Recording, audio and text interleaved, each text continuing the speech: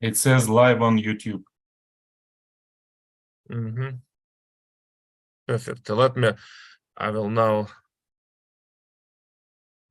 I see. I guess my picture isn't up. Let me see. Oh, there we go. Yeah. It says live on YouTube.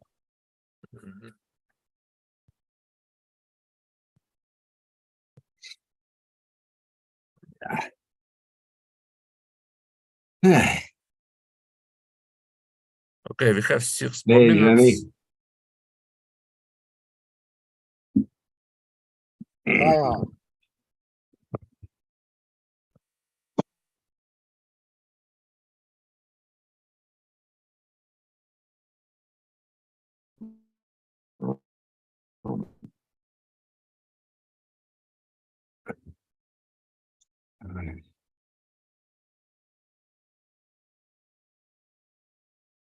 Hi, Alan. Yeah. Hey, how are you? Fine. As it can be.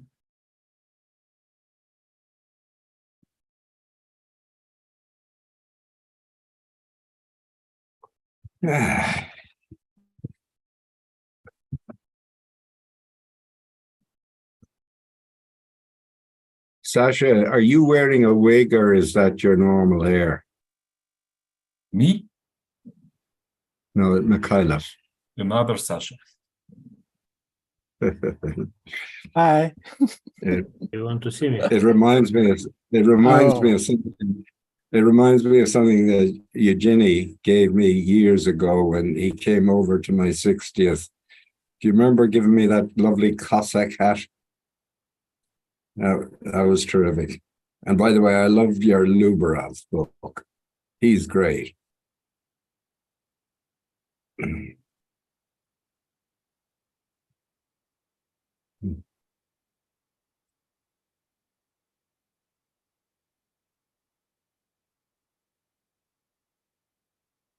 Okay, I just sent chat to everybody that we now live on YouTube. So in case if we will exceed limits of Zoom, and if you're not speaker, you can just go to this link and watch the same our live translation on YouTube now. Again, this is just backup channel, but I think it's useful. Yeah, and again, I already said it, but more and more people join, so welcome to everybody. And we have a few more minutes. Pavel, are you sure you made it public? Or at least unlisted? You mean YouTube? Yes. Okay, try to start it. I cannot have an access. Video unavailable. Okay, maybe. You need to make it at least unlisted. For me it You mean works. YouTube? Yes. So No, there is a property of video. Yeah, video. I think by default it's public. I always click okay. it, but this I can see the video. you Perfect, can then. or you cannot. Sorry, maybe. I can. I do can. To make it, Okay, Sasha. So it means at least some people can see. I didn't recognize you. Who's talking? Sorry. Нечаев. Ничего. Yeah, Sergey, привет. Привет. Okay, Grisha, so you hear all you to call when we will reach exactly time to start. You're now in charge. I'll wait for, we have 2 minutes, already 90, 91. How many people, Pavel, were kind of expected to participate? Well, I have no idea. I sent very wide announcements. We will see. So I guess we're reaching It should be in hundreds. hundreds. Yeah, we're reaching the first 100 in about 1 minute, and then we'll start right on time. Okay, and so let's see. Kuznetsov, Mikhailov already here. Let's see if Alan our search. Yes, Alan is here. Alan, hello. Alan's here. Okay, so we have a roster of first speakers already ready. Half minute, and we start. So the question is about Sveta. Sveta is here or Я not? здесь. Я здесь. Okay. Hello, Yes. Senator. Okay, I Леша, guess. Дима. Леша, Дима here? Alexei.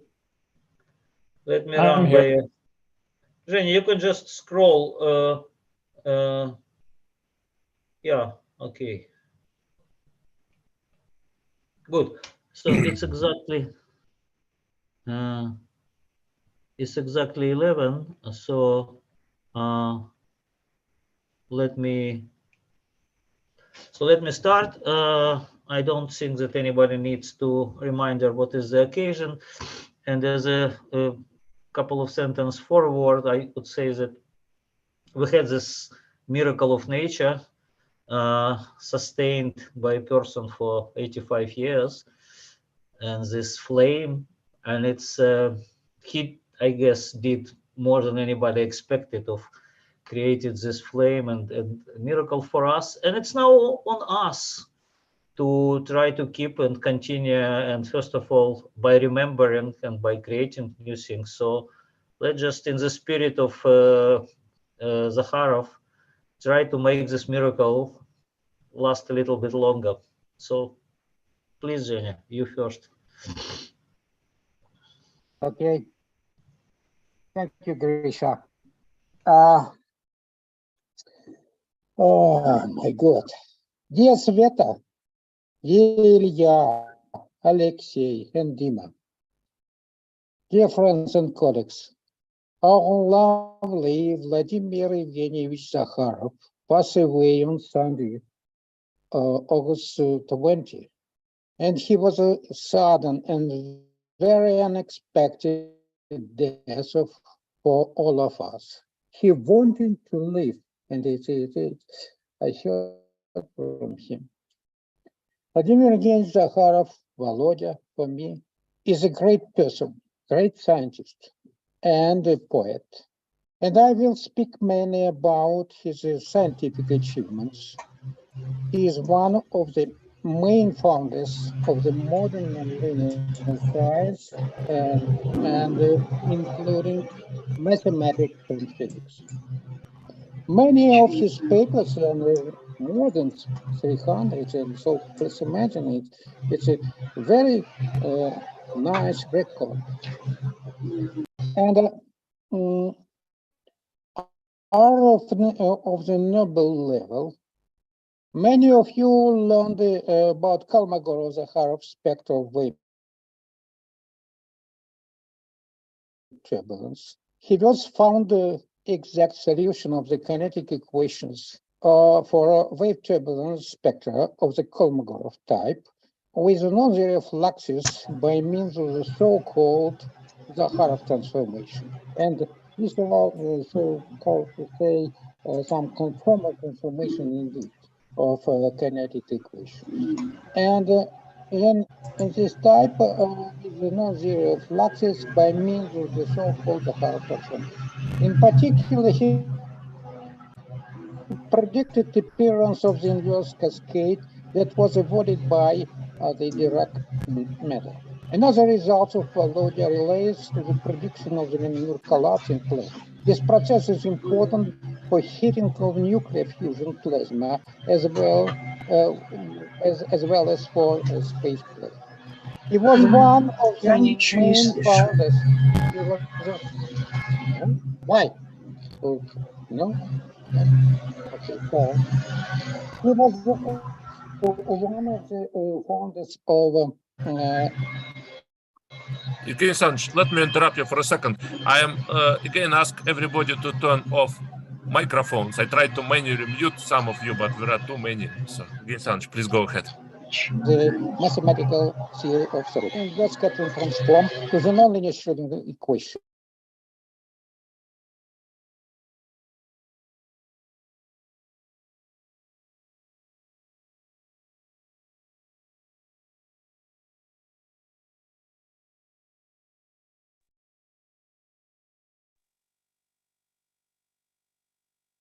Evgeny Alexandrovich, you're muted. No, Please he's unmute gone. yourself. Evgeny Alexandrovich, you're muted. My impression he's just offline because he just No, disappeared. I see Evgeny Alexandrovich. I don't know what. Yes, perfect, perfect, perfect. It's okay now. Yes, Yeah, now go it's ahead. Oh perfect. my God. So something I missed something or you missed something. Is it so? No? Yeah, maybe last minute. Maybe last minute. Ah, okay. I would like to say about his achievements in reverse scattering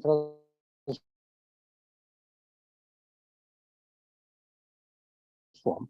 And he, together with Alexei Shabat, developed a lot of application in physics and in particular with integral nonlinear models know very well Zakharov-Shabat direction procedure as one of the universal methods for constructed soliton solution. In mathematics, Zakharov solved the classical problem of description of the orthogonal Keplerian system of coordinates in an Euclidean space. This problem was formulated first time at the beginning of the 19th century. His contribution in the soliton theory was very great and very wide. He has results in the general relativity, in the field theory, in nonlinear optics, in fluids, etc. Together with Lvov and Starobinets, he developed the so-called S theory for wave turbulence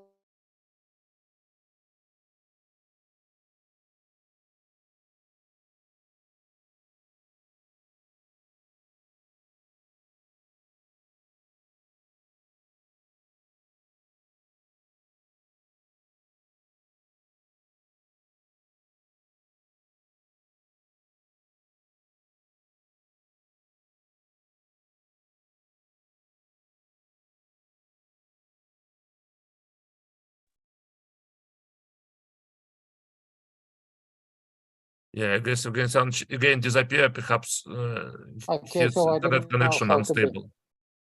Okay, go ahead. Go ahead. You again disappeared for some Okay, time. I'm very sorry.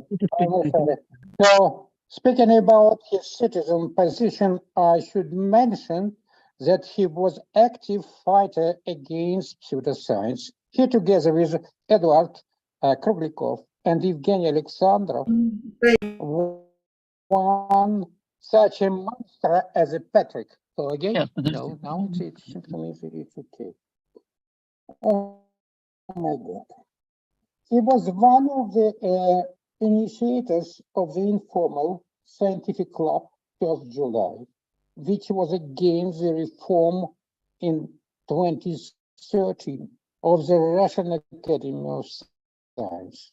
Now many of us understood that it was a big mistake. He was a great poet. He published a lot of poems. Recently enough, his poetry was published in 6 volumes. So I know Volodya 60 years.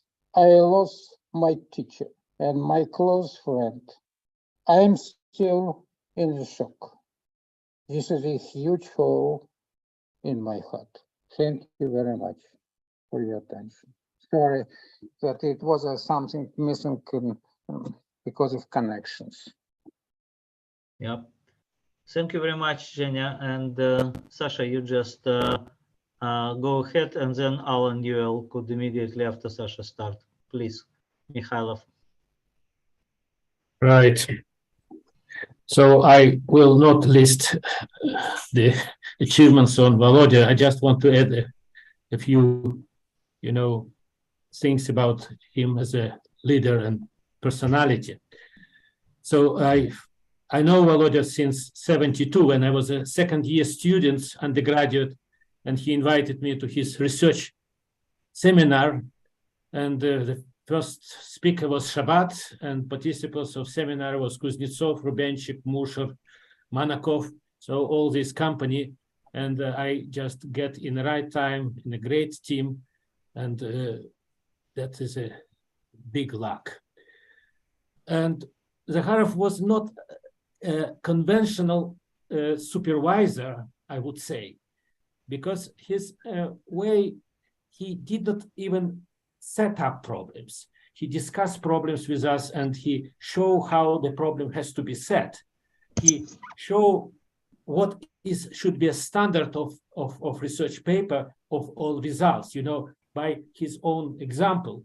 And working with him was a really great experience because you learn a lot, and sometimes he demonstrates the tour de force,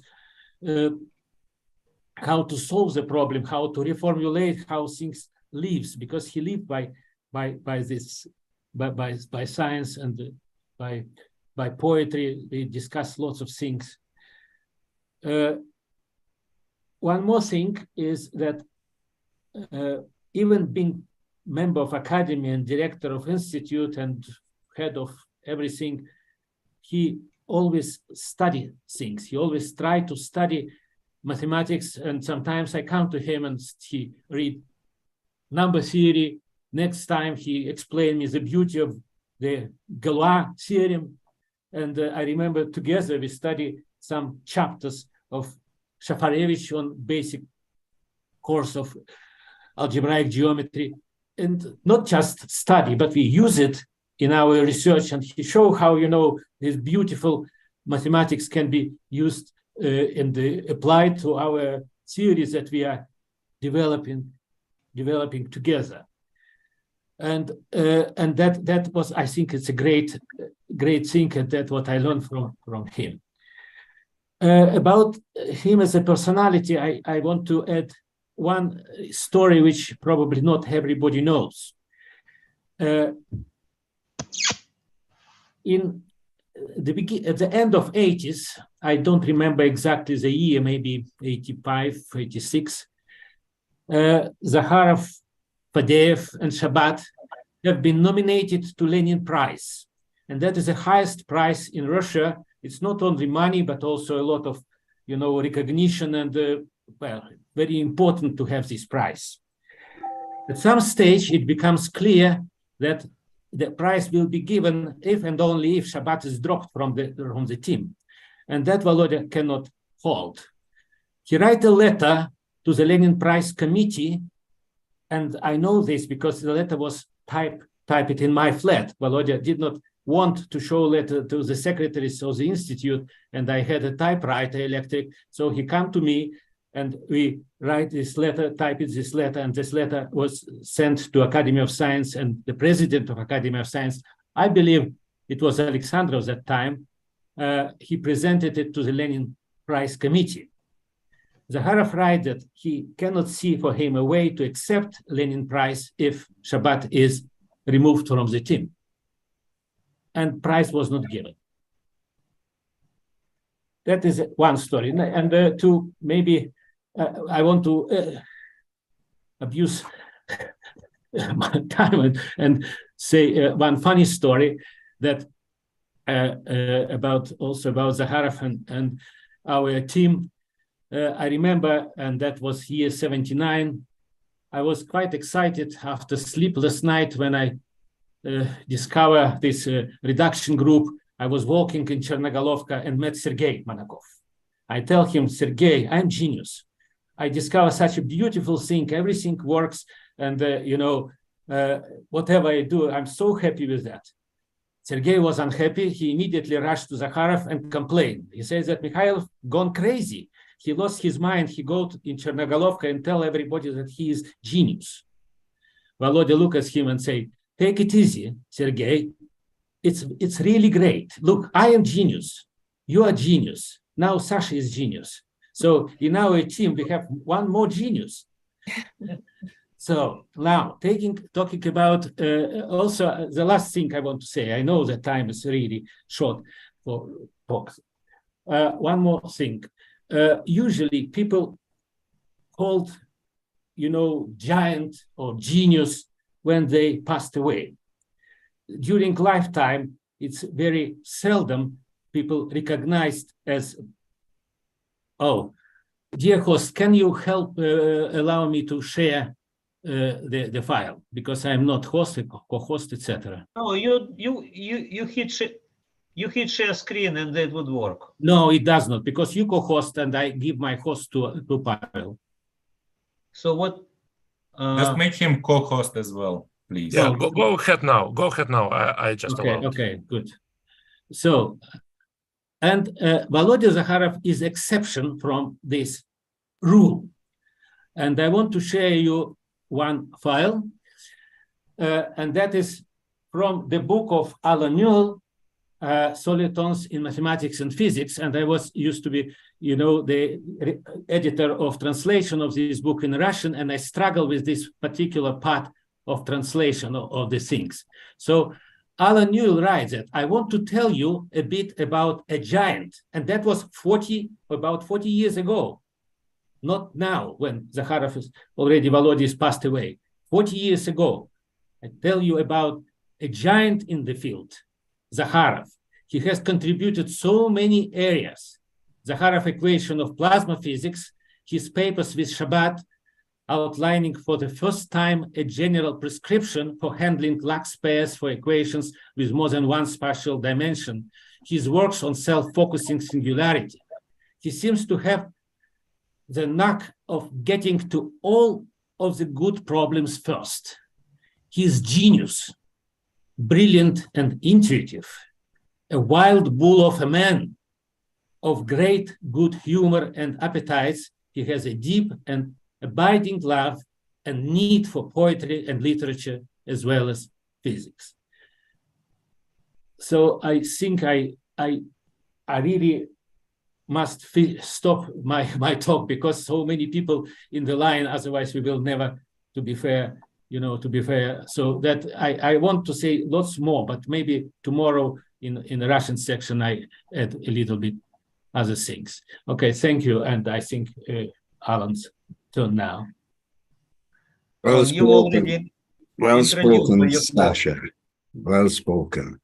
I'm going to take up where you were going there.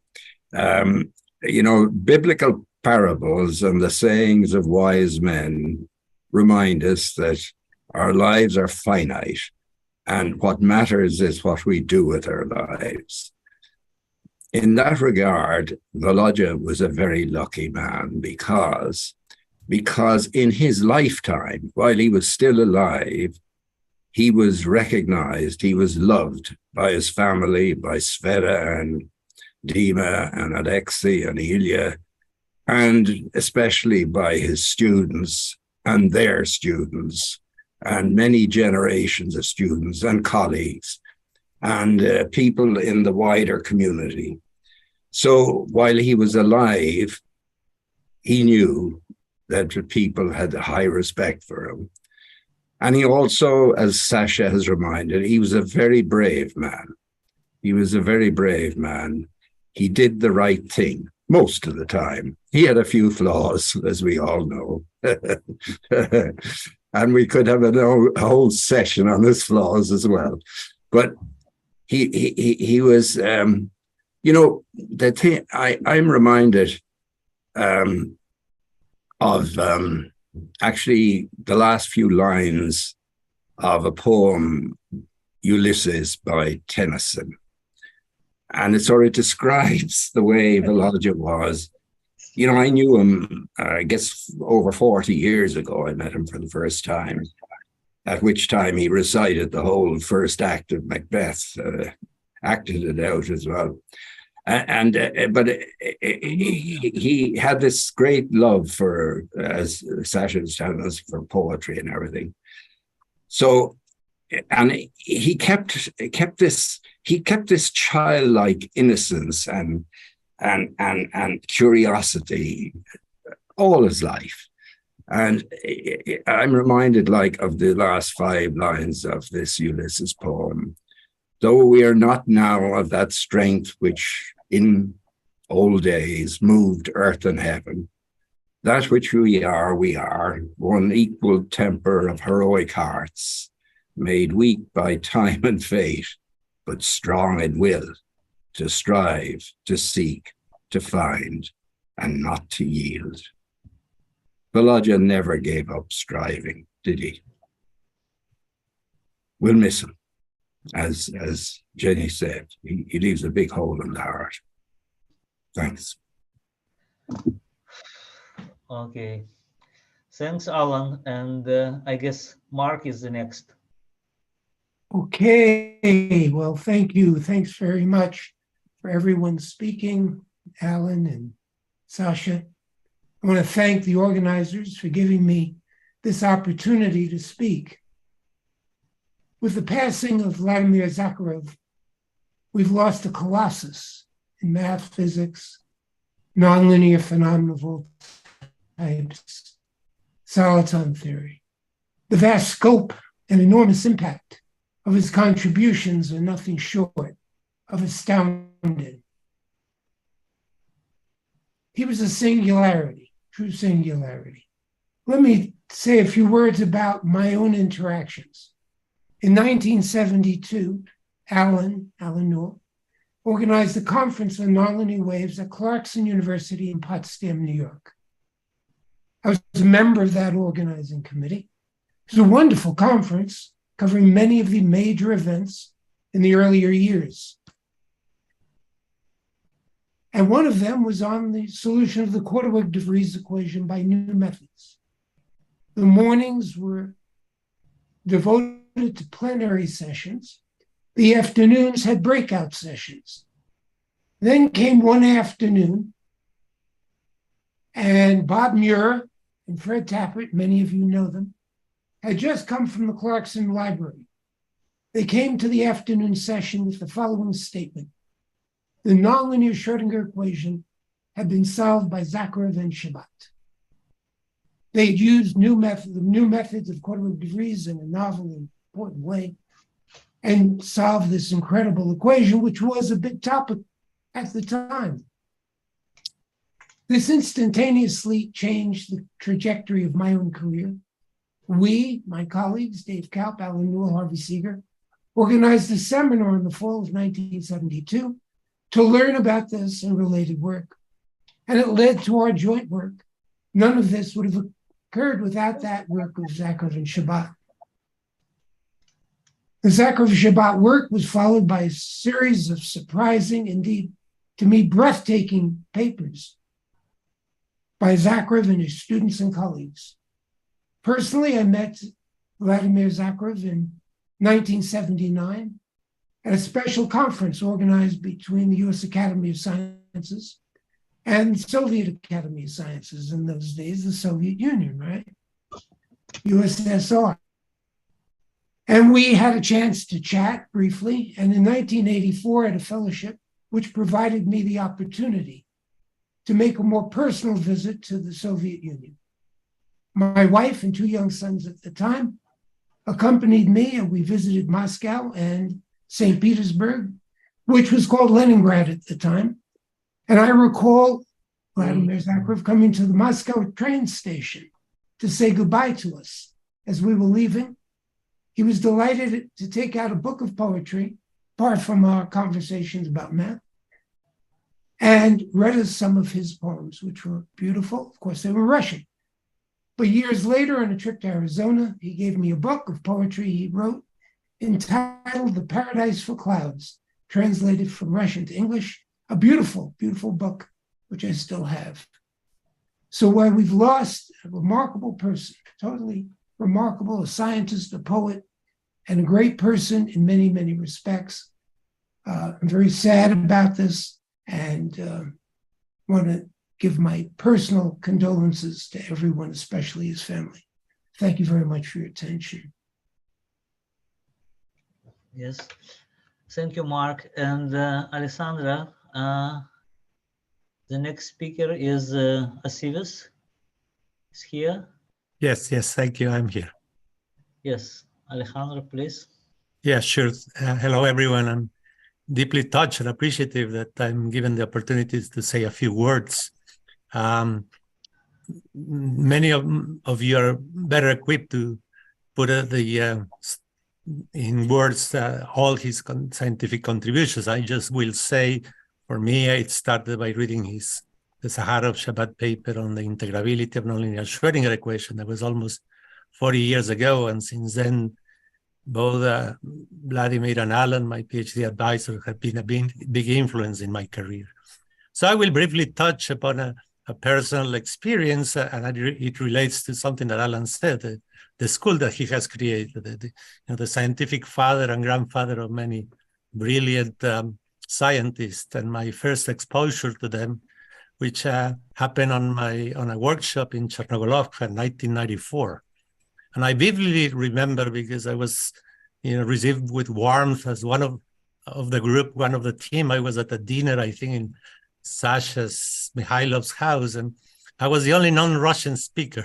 So everything was in Russian, but it was interesting because I didn't need to know a word of it. It's a unique experience. You could see the sense of humor, warmth, when it's serious, when it's the mix of jokes and whatever, very much at the style of some of us in Mexico. And somewhere in the middle of this dinner, Vladimir Zakharov showed up, and you could see the sense of warmth and admiration and reverence they have for him, and the conversation continued. And as I said, throughout the whole evening, I didn't understand a word, but I understood everything, what it meant to be part of the Landau School, part of that group of people that were students of Zakharov. And just the final funny part of the anecdote, I had brought a bottle of tequila as a gift, and I think it was Sasha Mikhailov to offer a glass of tequila to Zakharov. And again, I could know exactly what was going on. Zakharov asked, what was this? And the only way that Sasha could explain, he said, cactus vodka. And of course, there was a surprise, a smile on his face, the usual, the smile we all loved from him. And I think he said, no, this time, no.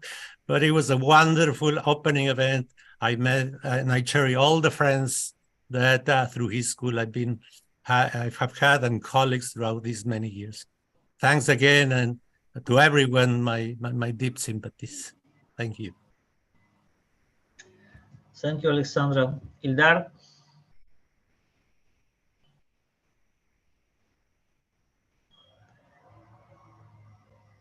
Ildar Gabitov is here? Yes, I am here. Yes, Ildar, please. Can you hear me? Yes. Well, in the second half of 70s, I and my former St. Petersburg classmates were very excited with impressive progress in the field of integrability of nonlinear equations. And that time, my main source of information about development in this area was Vladimir Zakharov, who began to work in St. Petersburg under the supervision of Ludwig Fadeev. One day around this time, I wandered into Moscow bookstore and found the book Optical Resonance and Two-Level Atoms by Allen and Eberle. The model equation given in this book were known by that time, and as well as some solutions. But I realized that important phenomena, transition of excited states to ground states, are missing. And however, that time I didn't have neither qualification nor understanding how to approach this problem. And at the end, I was lucky enough to turn out this problem to Vladimir Zakharov. And it was the most important moment in my life that determined my entire future. By that time, I had an opportunity to enter graduate school of the group of Ludwig Fadeev. I turned to Vladimir Zakharov for advice, and Volodya is in his usual manner answered, go to Zakharov's group. He has democracy, and we have something closer to progressive monarchy. So this is how I joined a group of Vladimir Zakharov.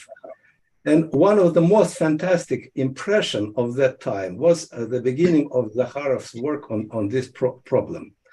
Almost every day, he was sharing with Sasha Mikhailov, Sergei Monakov, and me some new results which came to his mind, and which later turned out to be known for a long time. But every time this time gap was shrinking, and in a week he managed to, pass the way which this field took many years to be somehow clarified. It took for him just 1 week, and continued without slowing down. So amazing ingenuity and ability to unexpected solutions to solve even more unexpected problems, as well as breadth of his interest, time after time, amazed his colleagues and students who knew him. Simultaneously, he was working in the wide range of various problems, ranging from mathematics to some applied problems of hydrodynamics. So his loss is absolutely unrepairable. However, I would like to stress another important point. I would like to say a few words about Sveta. Sveta was the main supporter. Sveta was the person who actually helped Vladimir Zakharov to work and get the brilliant results in different fields. Sveta was a travel agent. Sveta was advisor. Sveta was supporting him at every point when he had great difficulties due to, say, political situations, health problems. And I would like to thank Sveta. Thank you, Sveta. And again, let me repeat that death of Vladimir Zakharov is an irreparable loss both for scientific community and for science itself. Thank you for your attention. Can I just add my? I agree, Sveta. You were a great partner for Volodya. You knew the literature as well as he did. In fact, you often came up and reminded him of the sources of various things, and you practically wrote the 6 volumes of the ancient Russian poetry. Can you see the picture which I shared with you? Yes. Lovely. This is picture taken during the ceremony when Zakharov named special title of university professor. Only 2% of professors at University of Arizona have this title, Regents Professor. Thank you, Sveta. Okay. Thank you, Ildar, and Arkady. Arkady Weinstein is the next speaker. Yes, thank you, Grisha. Okay, dear friends, Volodya is the one who connected all of us, and let me begin with condolences to his family and to all of us, to all of you, his colleagues and friends. I saw Volodya last time at Rael Sagdeev Zoom seminar just 2 days before he passed away on Thursday, and we met first time 62 years before this, and it was in student dormitory of the Novosibirsk University in Akademgorodok in 1961. As you probably know, it was Rael Sagdeev who brought Volodya there together with Alik Galeev from Moscow when he started the lab in the Budkin Institute of Nuclear Physics. Volodya and Alik, they were students at the Moscow Power Engineering Institute there before, but they became students at the Novosibirsk University For me, it was the third year in 61, beginning of the third year of the university, and for them, they were one year ahead of me. I don't know, maybe some remember that at that time that this university took 5.5 years to graduate. But in spite of their student status, they essentially were mostly full-time researchers in the lab. Actually, Volodya was the person who brought me as a student to the institute, I mean, Budkeri Institute, to Sergeyev lab. I then, instead of plasma physics, switched to particle physics, but it was the same theory department. And I remember that from that time that Volodya used to have some mottos on his blackboard. And one of the motto he had was, "There is no any reason to be scared but parmesan." In Russian, никакого нет резона опасаться пармезана. Besides physics, Volodya was actually my guide over poetry. At that time, say, poets like Pasternak, Mandelstam, Tsvetaeva were not published in Soviet Union. So to follow him, I read some photocopies, typewritten stuff, or even just handwriting, even. And kind of on a little bit different side, but it was one of my writing collection at that time that, it was a time where the book of Alan Alexander Milne, Winnie the Pooh, the children's book, was published in Soviet Union, is this extraordinary translation by Boris Zakharov. And it was Volodya who handed this book to me in our dormitory, and I have read it aloud to my other friends. And I mean, while we, of course, were not children anymore, still it was kind of a bit of discovery, and we enjoy this. So all this and many others memories, of course, will stay with me. And let me finish to say rest in peace, Volodya. Thank you. Thank you, Arkady. The piece of Winnie Pooh is really precious. Okay, Luc Berger, the next speaker, please, Luc.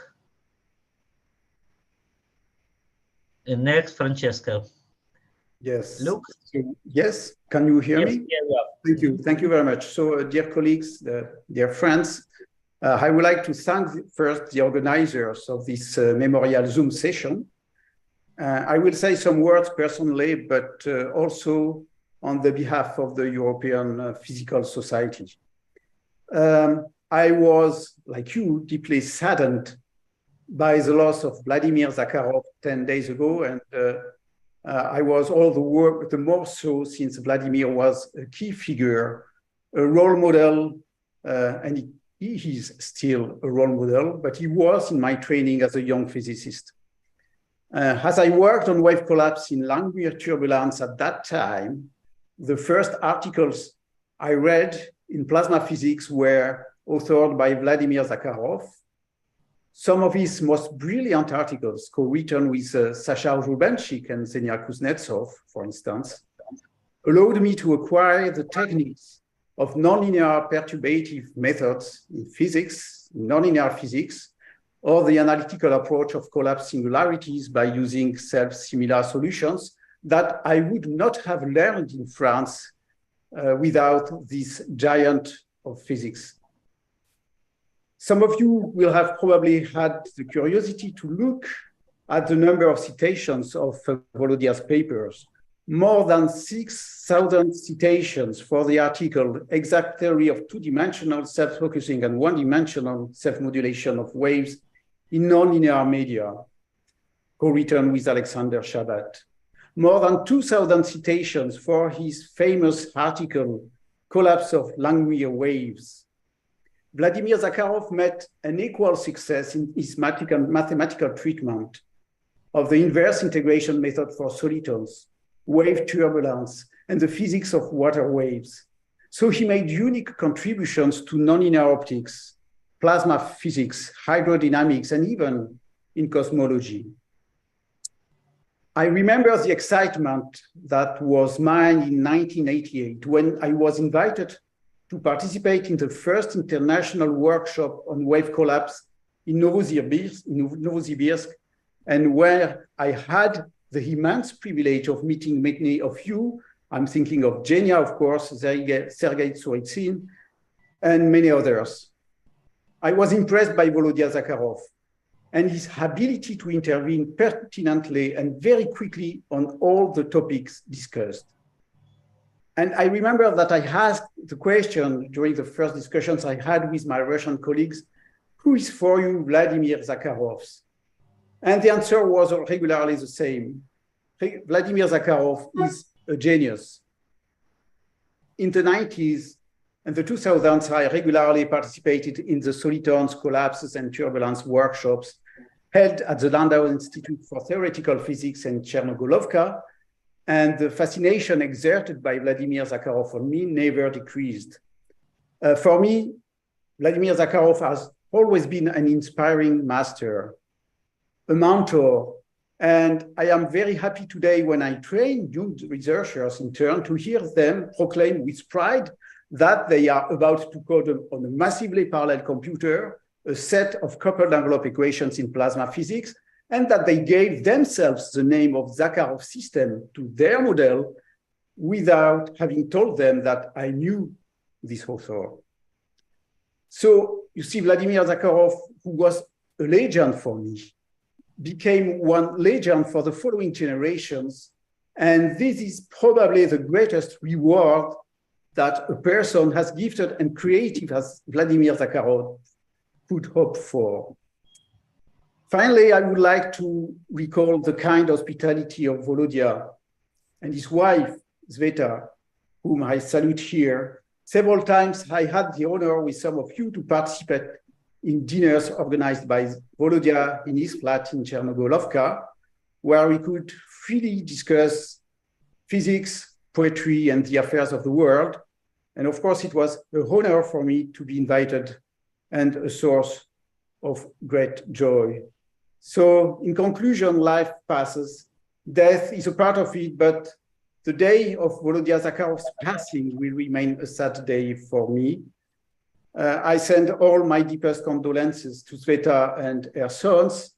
And who knows, perhaps one day we'll have the chance to meet Volodya again in his paradise for the clouds. So thank you very much for your kind attention. Thank you, Luke. And Francesca, is Francesca here? I don't see icon. Francesca colored. No, he's here. He's waving hand. Okay. Yeah, Francesca, it's your turn. I don't. Can I talk? Yes. So I am Francesco Calogero. Ah, yeah, here. And many of you are friends. Volodya Zakharov was a friend of mine. He was younger than me by 4 years, actually, more than 4 years.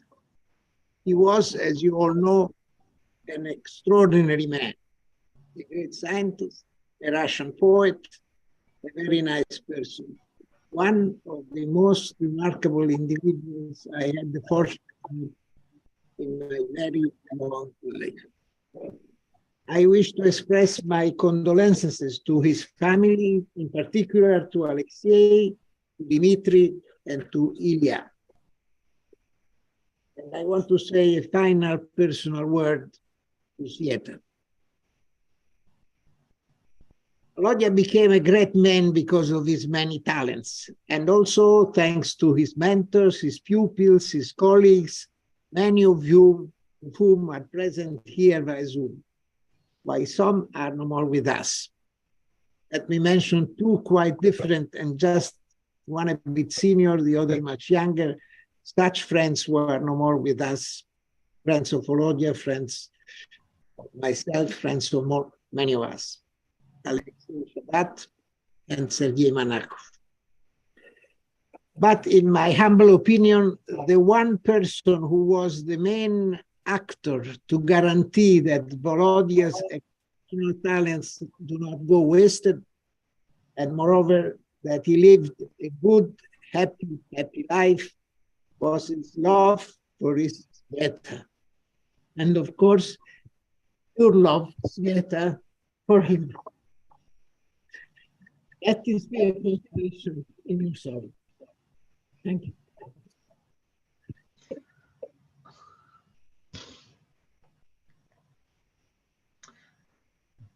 Thank you, Francesca, for very touching. Okay. Now the next talk is by Thanasis Focus.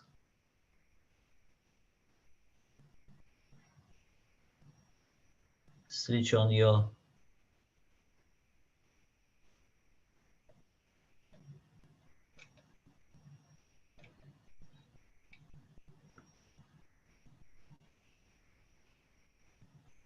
Thanasis, I see you here. Do you hear us? Unmute you. Yes, okay. Please go. For some reason, I tried to connect earlier, I couldn't. Now we hear you. It's okay. Thank you very much. Thank you.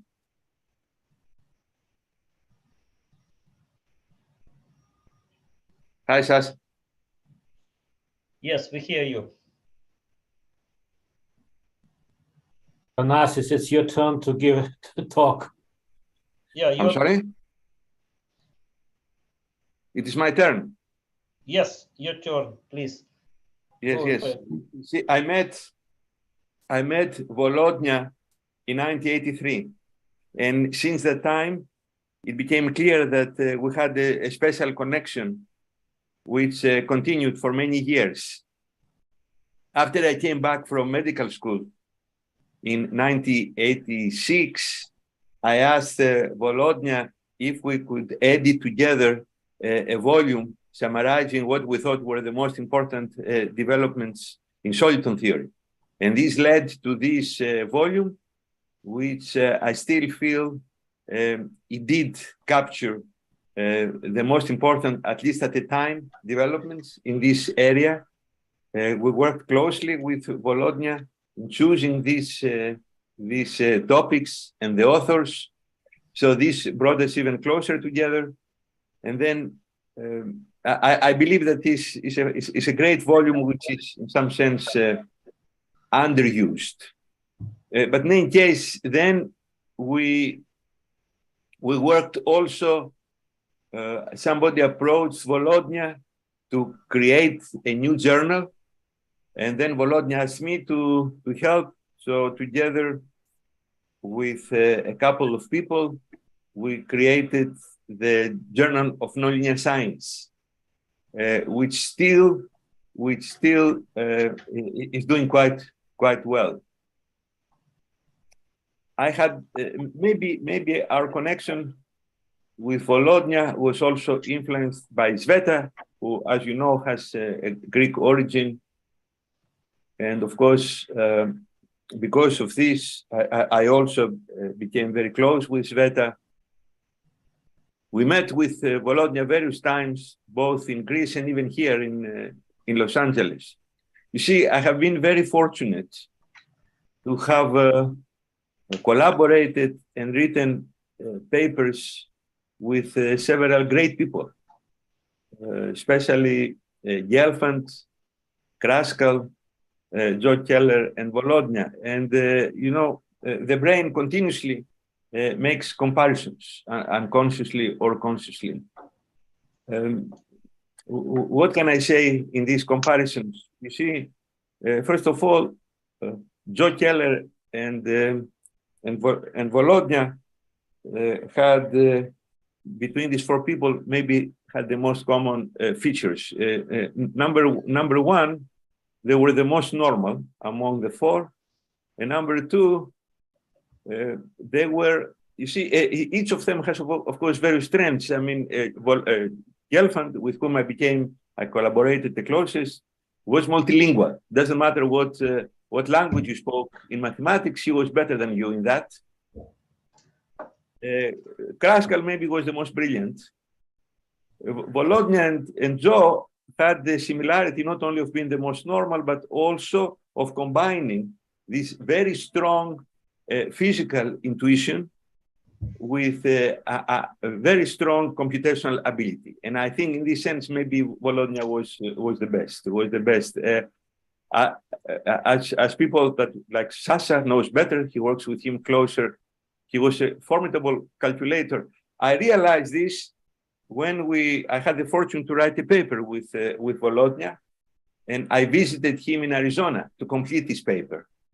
And we would work together, and all of a sudden, Volodya would say, okay, let's have a break. And then he would go for a break, and then after half an hour, whatever, he would come back with a new idea. So I was very surprised with his ability. And then the next morning, I went back to Arizona, to the department. And as I was walking through the corridor, there was a board which was full of calculations that Volodya had performed. So this became clear to me that Volodya had a great gift, not only of unbelievable physical intuition, but also he was perhaps aided in that through calculations. I don't want to say what he has done because everybody knows his huge impact. The only thing I want to complete these remarks with is that, you know, in life, we make mistakes, we regret things. And to be honest, my main regret is that I didn't find a way to spend more time with this great man. Although we didn't spend enough time, I feel extremely close to him. And I have no doubt that people will remember Volodya for as long as mathematical physics and applied mathematics is done. My best. Yeah. Thank you, Athanasis. Thank you. Thank you. And Pavel. Yeah, I'm from younger generation, so perhaps I cannot share so many super funny stories with Vladimir Evgenievich, but let me mention my personal experience. So I was just by accident, I came to his review lecture in end of December 1992. I observed this lecture, and this has completely changed my life because I really decided to look on nonlinear waves. And basically, in a few days, I approached him at Landau Institute. It was very end of December. It was already start celebration of New Year. It was champagne all around. But basically, he told me, okay, now you start working with Zhenya Kuznetsov, who would just move to Landau Institute. And this is, you know, it's completely shaped all my life in the future. Since then, of course, I interacted with Vladimir Zakharov on conferences with soliton collapse turbulence, which already were mentioned here in Chernogolovka, with annual conference of nonlinear dynamics. But I kind of, for a while, I did not work directly with him. But when in 2004, I visited for semester University of Arizona, and we started working together. And basically, we published a number of papers since then in different fields. So it was absolutely, you know, life-changing experience, all working with him. So I consider him as really titan of nonlinear science, really shaping field. I was fortunate to observe how he really changed and opened new field, like, you know, more reasonably recent, like rock waves, suddenly out of blue, and now it's a huge business. He just started this business. So I think his vision and his influence on the field, it will last for many, many years to come. And let me mention, I was also another blessed by opportunity that we were writing together with Vladimir and Evgeny Kuznetsov big book of nonlinear science. It's extremely unfortunate that we did not finish it because, you know, Vladimir passing away. So it's extremely, and I think all our community extremely saddened to loss of this titan. Thank you. Yeah. Thank you, Pavel and Yuji. Yes, I'm here. Okay. Excuse me. Yeah, I'd like to thank the organizers for giving me this opportunity to speak a little bit about the Vladimir Zakharov. And he was really the first and the most important teacher for my study of integrable systems. And actually, I started to read his paper with the Shabbat about the integrability of nonlinear Schrodinger equations. And that was, I felt so lucky to read these papers, and I felt it was so beautiful, and that really initiated my the starting point of the entire research in my life. And I met several times him in person. The first time in Chernobyl after the Kiev conference in 1989, and actually Sasha Mikhailov took me very secretly to the unforbidden area of Soviet Union, and amazingly, I managed it. But anyway, I felt so lucky and see all the environment what the Zakharov created, and that group was so wonderful, and that was one of the most memorable things about my area in this part of the study. Okay, then I think he visited US the first time, and he actually stopped in Columbus, Ohio. And that time I bought a new house. And so I invited him to my house. And actually I asked him about his signature on the book of, the famous, the book is Theory of Soliton. And I like to share what he wrote in his, this is things here.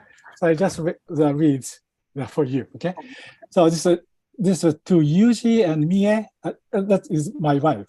And my best wishes in their beautiful and still so nice empty house. And be happy. That's what he said. So I was so glad to see this award, so beautiful and empty house. So I still keep, I have a new house now in Japan. I still keep empty and beautiful house. And I was so lucky to see him, and I was so happy to see him. And anyway, I miss so much. And I realized that when I heard he passed away, I was so sorry that I could not speak to him or discuss him about mathematics. And particularly when I studied KP Soliton, he often asked me, what about the KP Soliton gas? And I wanted to really answer these things. I still didn't solid idea about the gas, but I really miss to discuss with this area. Okay. Yeah, thank you for your attention. That's bye. Thank you, Yuji, for sharing happy memories. That's what we all miss. Welcome. Yes. Yeah. Be happy and empty. Yeah. Happy and empty, indeed. Daryl, you are next. Oh, thank you, Grisha. I am so happy to be here. It's all these people who I met through Volodya. And because of his great work, he put us all together. And we had a wonderful time together. I met him in the first Yad Vishen meeting in 1978. So we were trying to get together. This is the first time the Americans have been able to get with the Russians in this particular area, especially like Fokas was saying, there's some giants in this area. And I remember I told a Polish joke Okay, just because we were in Poland, you know. And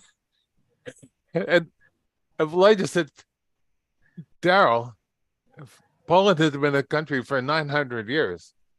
You know, why are you telling jokes? So that makes sense. And I was very surprised. But you know, he is, to my mind, and he is someone I try to be.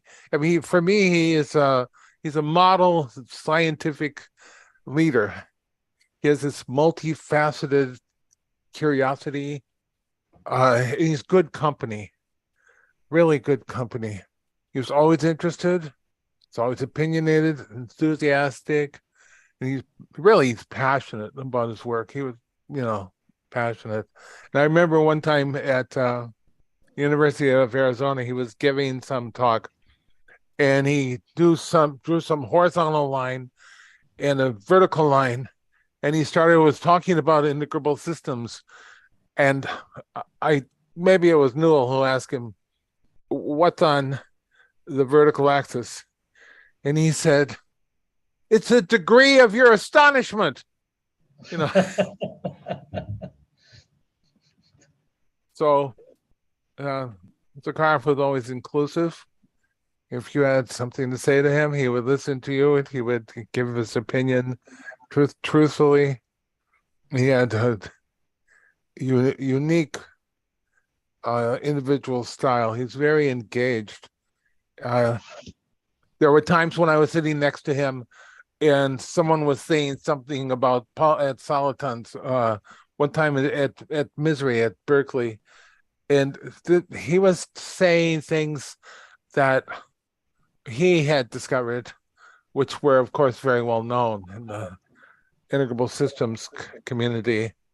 And he tapped me. He says, "Daryl, what shall I say?" And I said, "Nah, say nothing. It's just him talking." And and he was so uncomfortable.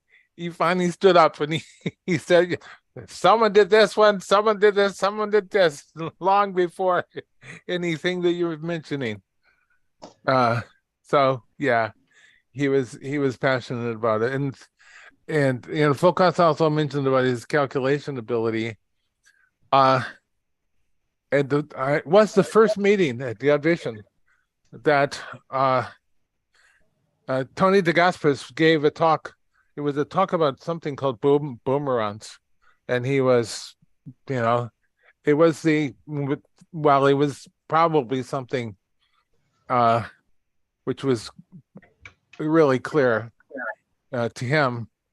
And he asked at the end of Tony's talk, how long did it take you to derive these results? And Tony said, "Oh, about 9 months." And Zakharov said, I can show these results in 5 minutes. And Tony is a betting man. Tony looked at Colosio was the chairman. And he looked at Francesco and he said, "I think we have time." And Zakharov went to the board, and it was one of these little boards, okay, where you can write on both sides. And he started writing, and turned it over. He kept writing, and in 5 boards, immediately covered, within 5 minutes, there was the result. That's amazing. Thank you. Thank you for letting me mention these words about the carve. It's great memories, just great memories. Thank you, Daryl. Thank you for 5 words and for all this. Okay, yeah. I guess Patrick Diamond. Yes. That's, okay. Yeah. Yes, Patrick. You're on. Go ahead. So, anyway, it's well, I would say it's an honor to be invited to speak at this. I did not know Vladimir Zakharov so well personally. I met him a few times. I enjoyed the occasions, but whatever to make of that, I certainly felt his enormous impact on the way we think about nonlinear plasma physics and turbulence.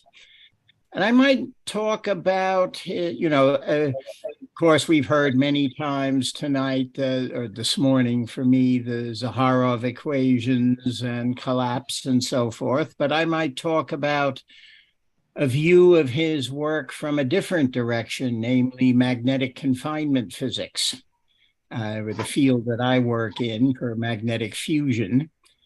Really, in that subject, one of the central problems is the problem of what I might call self-regulation of drift wave turbulence, and how drift waves generate zonal flows that in turn regulate them and control the transport that's produced. And this finds its way into the question of confinement scaling, with the business of Bohm versus gyro Bohm and things in between that constitutes the basic answer. And actually, Zakharov made enormous contributions in this subject as well, although they are not so much on his top 10 hit parade as some of the other things mentioned. There's a series of papers, one in particular with Sasha Balk and Sergei Nazarenko, that has had great impact.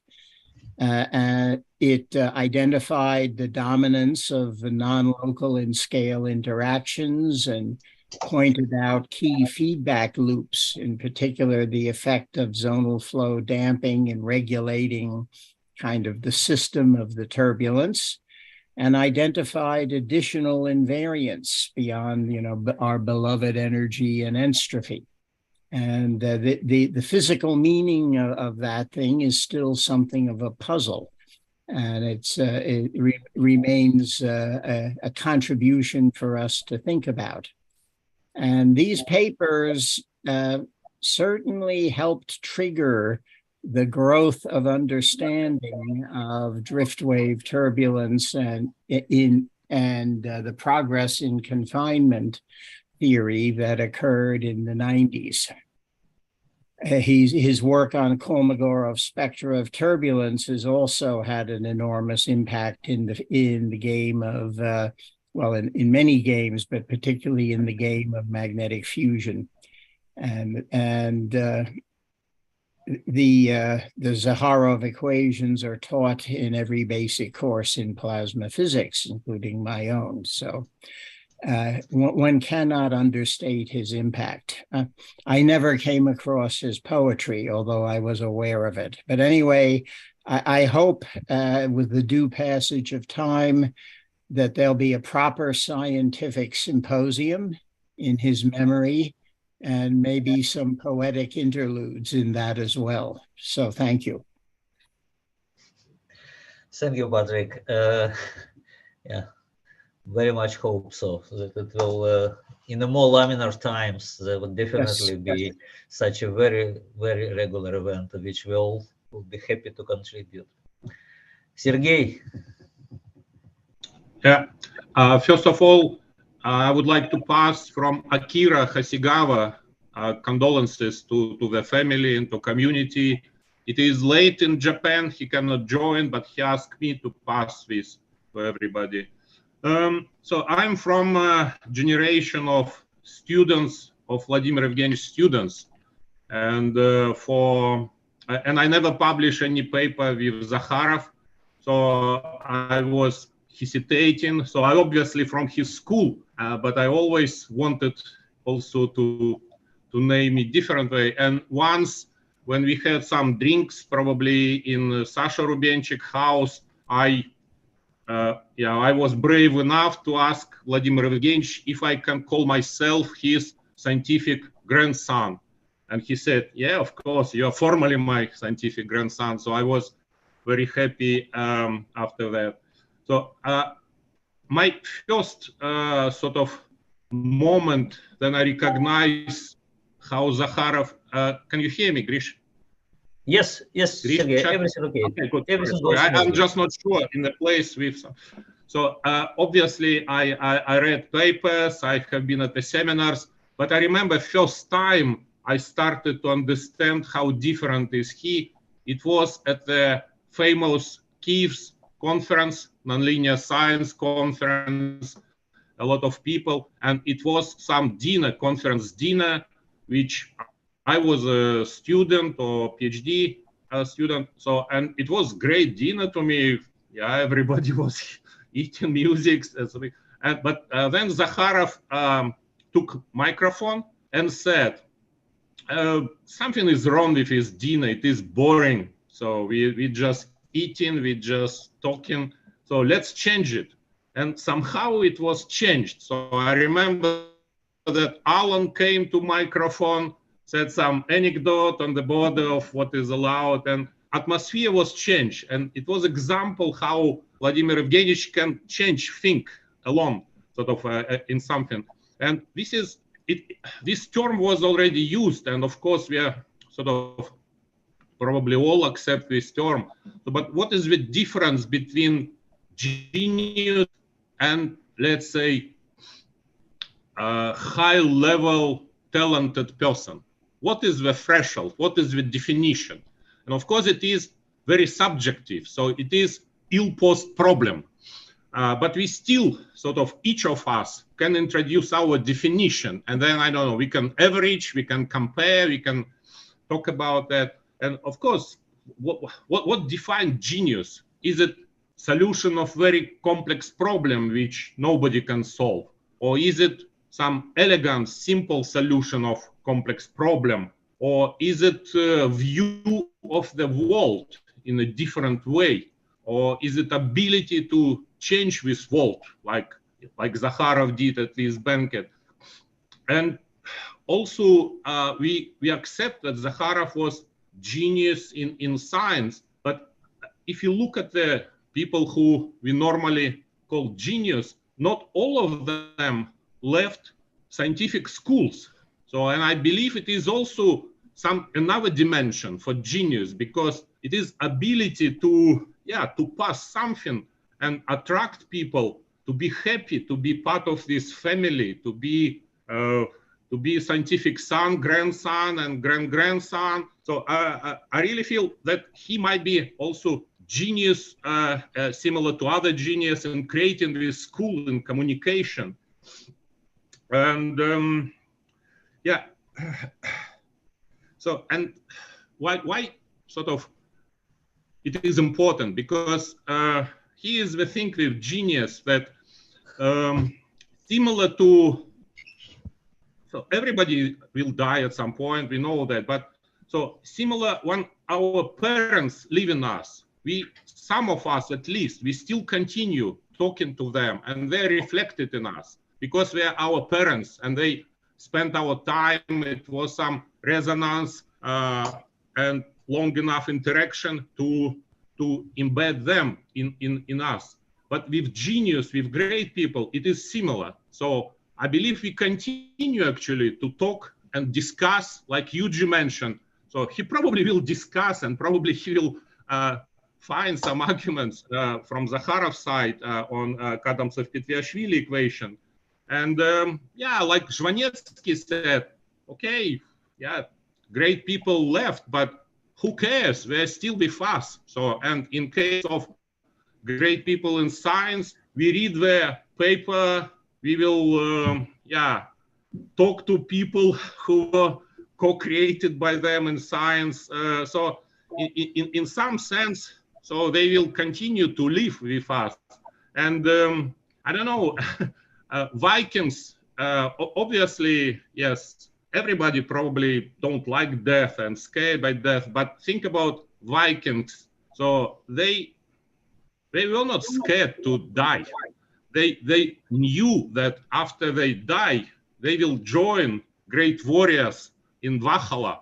And I believe Zakharov probably now in some scientific Valhalla, he is talking to Einstein, Landau, Dirac, all great people. So I would like to celebrate that we had time to spend with him here, and yeah, thank him for this. That's all, Grisha. Well, thank you, Sergey. Very uplifting. So we'll be talking to him here, and he will be talking to them there. I wish he would let us some words of wisdom from there to here. Okay, thanks, Sergey. And Mikhail, I don't. Are you ready? I don't see in video. Mikhail Simonov-Tenchansky. Are you there? Yes, I'm here. My video is activated. Okay, yeah, you're on. We hear you. Go ahead. And please give me the possibility to share the screen. I have got some photos. Okay, who is Pavel? I mean, you're the boss. Yeah, you should have possibility. Try to share now. Click on share screen. Yes, you So did. I'm talking here on behalf of our laboratory, the former Fadeev laboratory in Leningrad and St. Petersburg. And our laboratory was connected to Zakharov, well, just for more than 50 years now. And it was, in fact, a great experience, one of the best events in my scientific life, when we have heard Zakharov speaking in our seminar, when we have read his papers even before they appeared in print. And it was kind of absolutely marvelous experience, which has shaped our scientific biography and our life, in fact. And of course, these are two giants, fellow giants, who have shaped our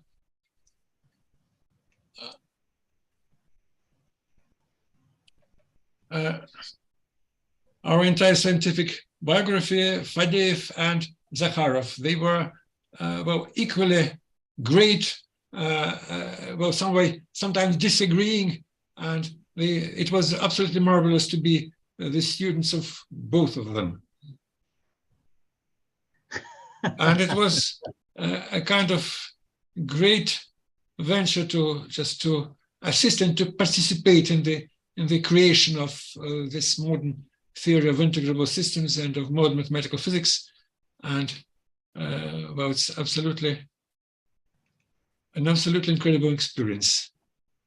And of course, I would like to say my words of deep condolence to Sveta, and we shall always remember Professor Zakharov, Professor Fadeev. Professor Fadeev was the first to pass away, and Zakharov has joined him now in that world of eternity. So I would like to thank him. Yeah, thank you very much, Mikhail. Yeah, this is beautiful pictures. Miguel, you ready? Yes. So thanks, please, just a second. Michael, could you stop sharing screen? Yes, just a moment.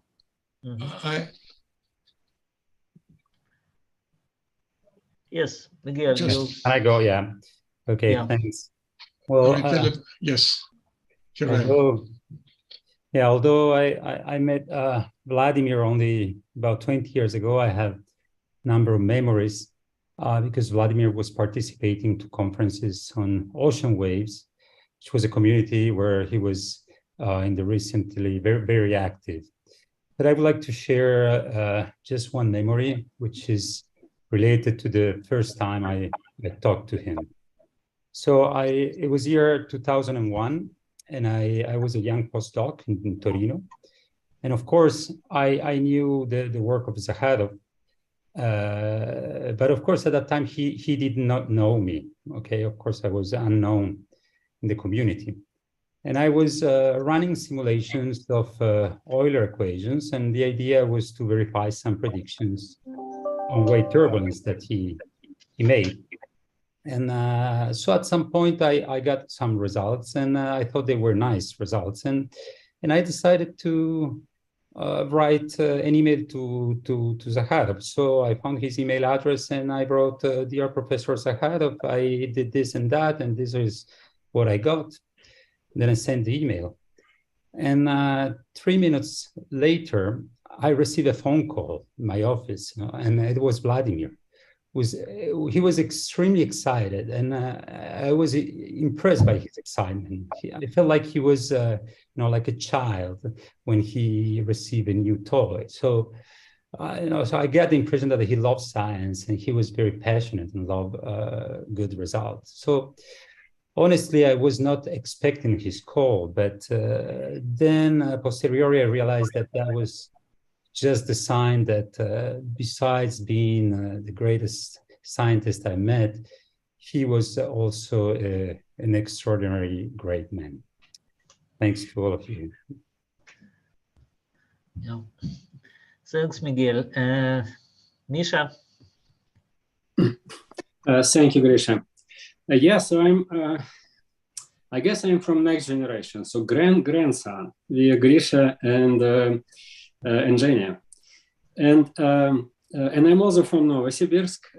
When I grew up there, scientifically, Zakharov was all over, even though he was physically not present. I didn't see him there at all, but all these amazing professors from mathematics and electrometry, and all my older friends with all the seminars on theoretical physics and Zolota Dolinskaya, kind of informal ones. Zakharov was coming basically every talk. I learned then about integrability, both classic and quantum. And then I got to Weizmann, and thanks to Grisha, spent the whole year getting into wave turbulence. And it's amazing, basically PhD degree of Vladimir Evgenich, which created this whole field.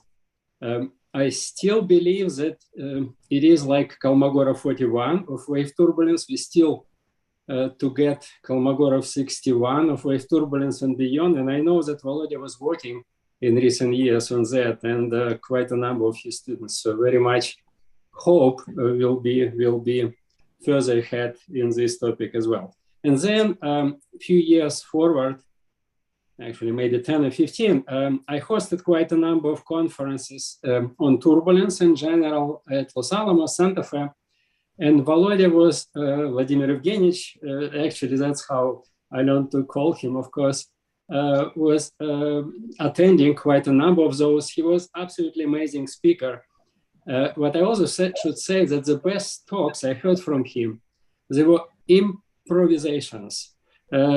Basically, when he would change topic on the fly, and that's also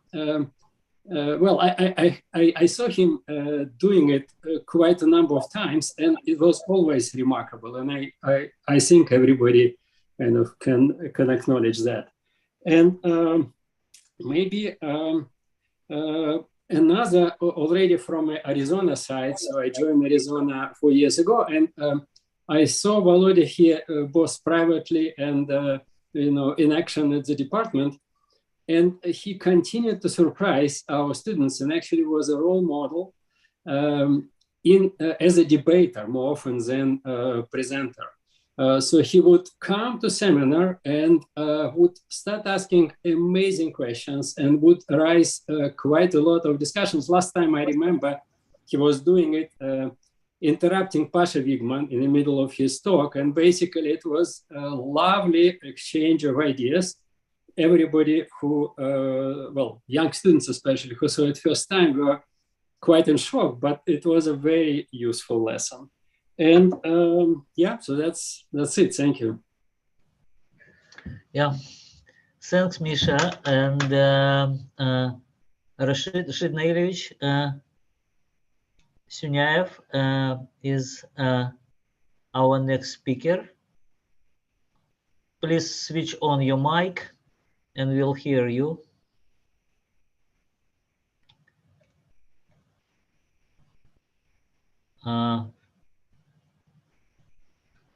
Pavel, do you see? Yeah, maybe it was last second edition. I did not get confirmation.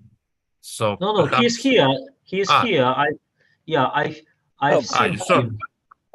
Yes. I was on mute. Sorry. Yeah, I'm in the car right now because I'm actually traveling at the moment. But I just wanted to say a few words. But I guess if like Misha was the next generation, I'm probably the next generation, I guess. But because I really just I don't know, probably the youngest person here. But I'm really not sure what to say. But I just knew I had to say something because Vladimir Zakharov was extremely important in both my development as like a professional mathematician, but also just as a human being in general, and really taught me how to understand mathematics and science in the context of my life. And a really important thing he taught me was that I should take the mathematics and science very seriously, but I should not take myself too seriously while doing the mathematics. And I think that was a very important lesson to learn, but maybe I'll just talk a little bit about how I met him. I just remember when I came to University of Arizona as a PhD student, I guess that would be 2012.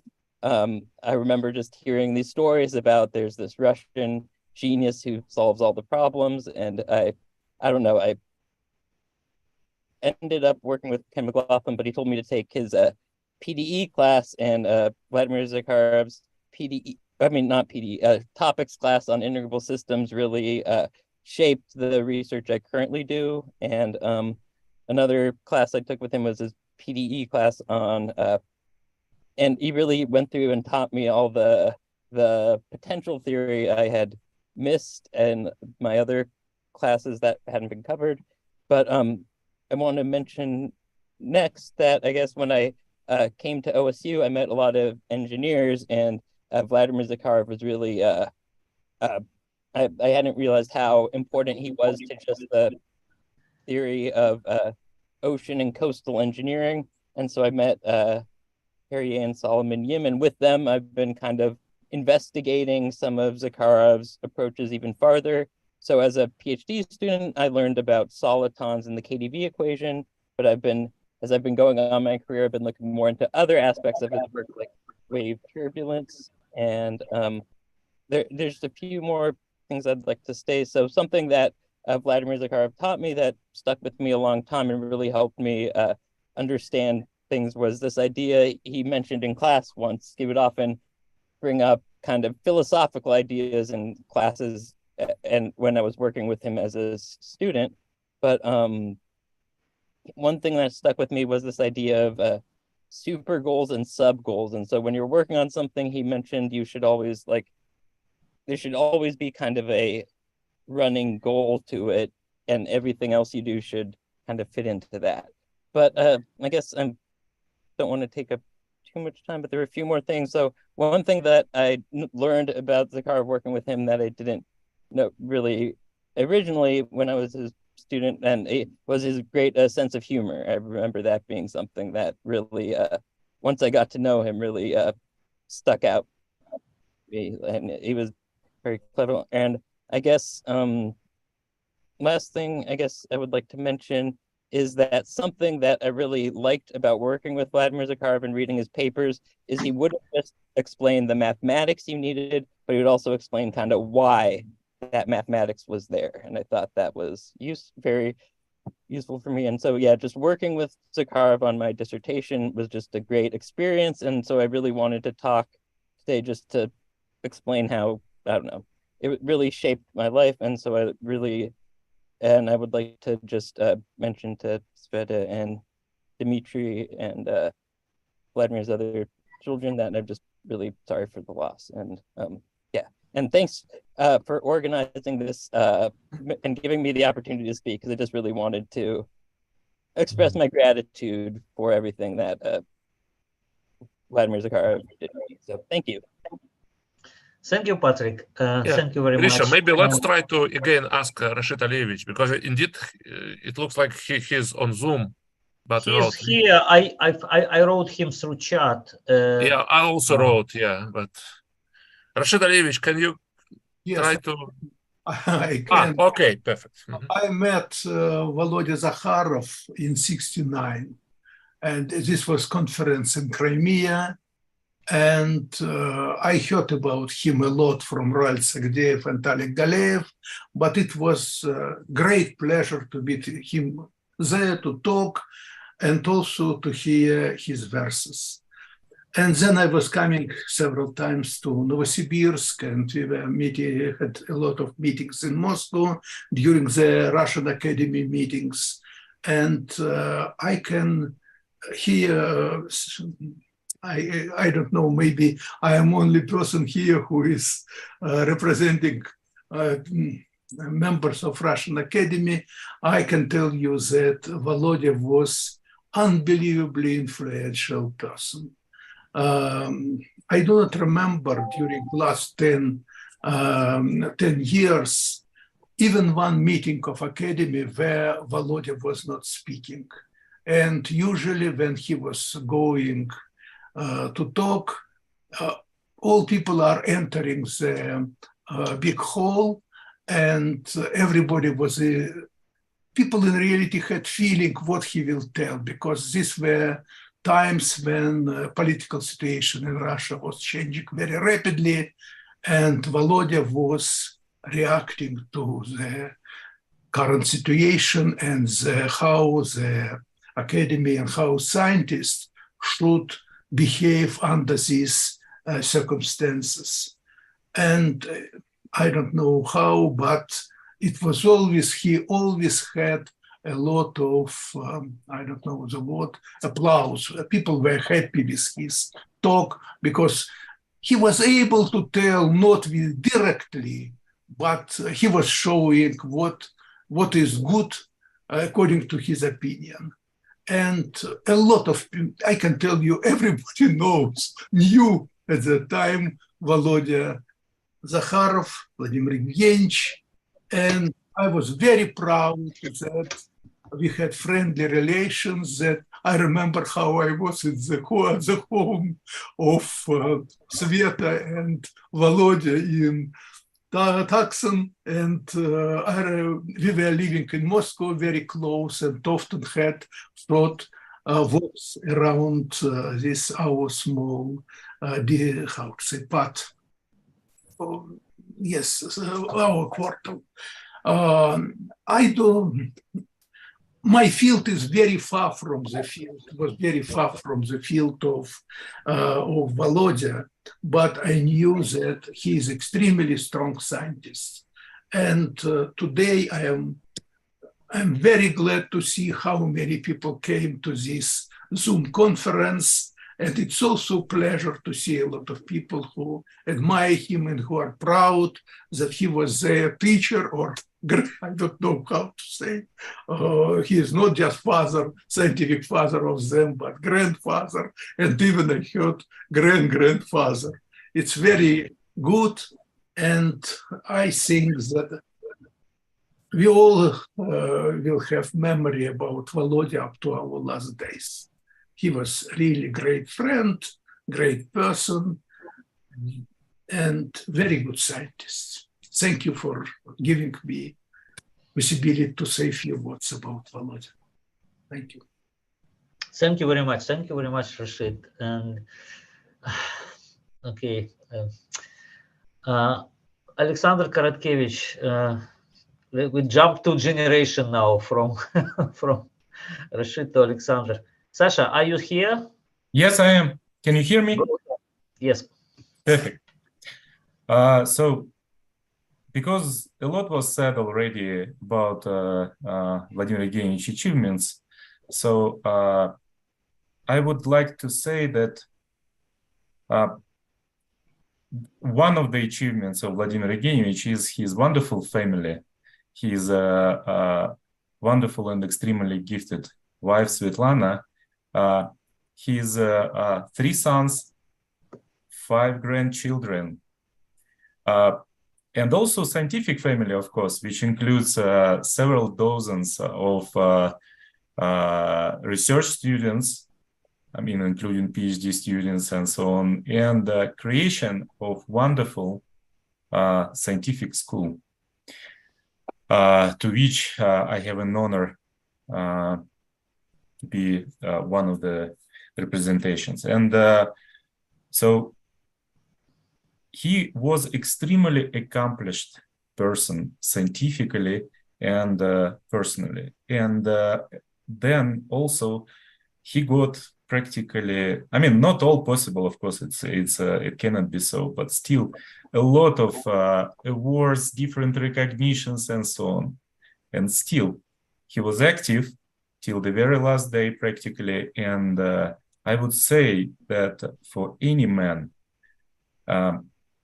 even when you're at your such age, to be sad if somebody, and a lot of people will say that still it was too early. So this is quite an achievement and another role model which he shows us even in his death. Thank you very much. And this is all what I have to say. Thank you, Sasha.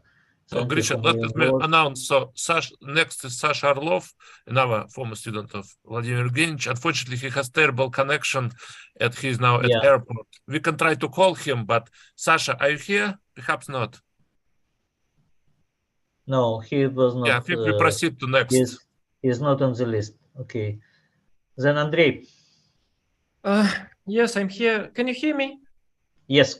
Yeah, thank you. Thank you very much. Dear colleagues, dear friends, thank you for the opportunity to speak. I wanted to say that I met Vladimir Evgenievich in 2011, and I am from the youngest generation of his students. So I think together with Patrick, we are the last PhD students of Vladimir Evgenievich. And when I met him, he started a mega grant project in Novosibirsk, in Akademgorodok, and I just popped into his lecture, and this changed my life completely. So it was a kind of luck. So I decided to change my specialty at that moment, and I never regret about this.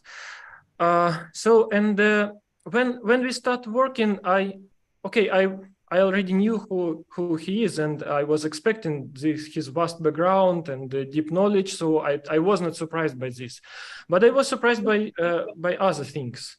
And the one story is very similar to what Ildar Gabitov told us. So we started working on breather solutions of the nonlinear Schrödinger equation.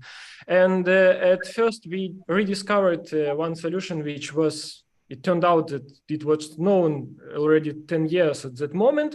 Then Vladimir Evgenievich told me, okay, I didn't read these papers because I do not have time. If I read all the papers, I do not have time to write my own papers. So it was very reasonable, and we continued. We gradually approached the modern, the state of the art, and finally, because he was very involved in this problem in my PhD, and he was calling me all the time, providing new ideas, what can I do, and so on. And at some point, I remember that when I was skiing in Akademgorodok, he called me, and we discussed once again these solutions, and we came up with an idea how to derive finally the new solutions which describe modulation and stability. And I remember very well that it was he was so excited with this idea. And I remember that I was staying in Akademgorodok in the forest with his country ski, and my hand was almost frozen. So, but he was keep telling me what we can do, and finally, this was the result which we published first. Also, I was also impressed by another thing, that that doing science with him was, in a sense, was easy to me, because you start writing equations with him at the same table, and you forget anything. So you just focus on your science, and you are not distracted by any other things. So you just do your best, and that's it. So it was very nice and very simple. And of course, his intuition, not only related to science, but also to people relations, to society things. So I was many times I was very surprised by his long-term predictions about many things. So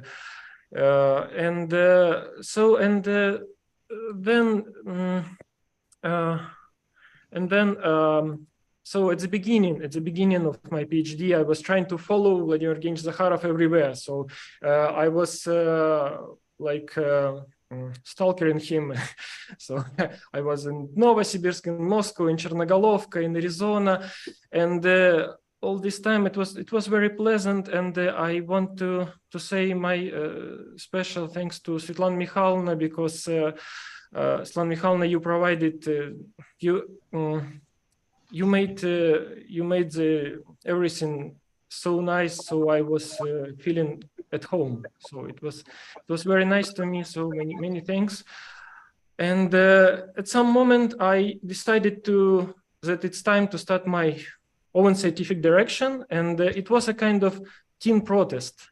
So I started doing dense solid on gas, and I remember my debates with Vladimir Zakharov.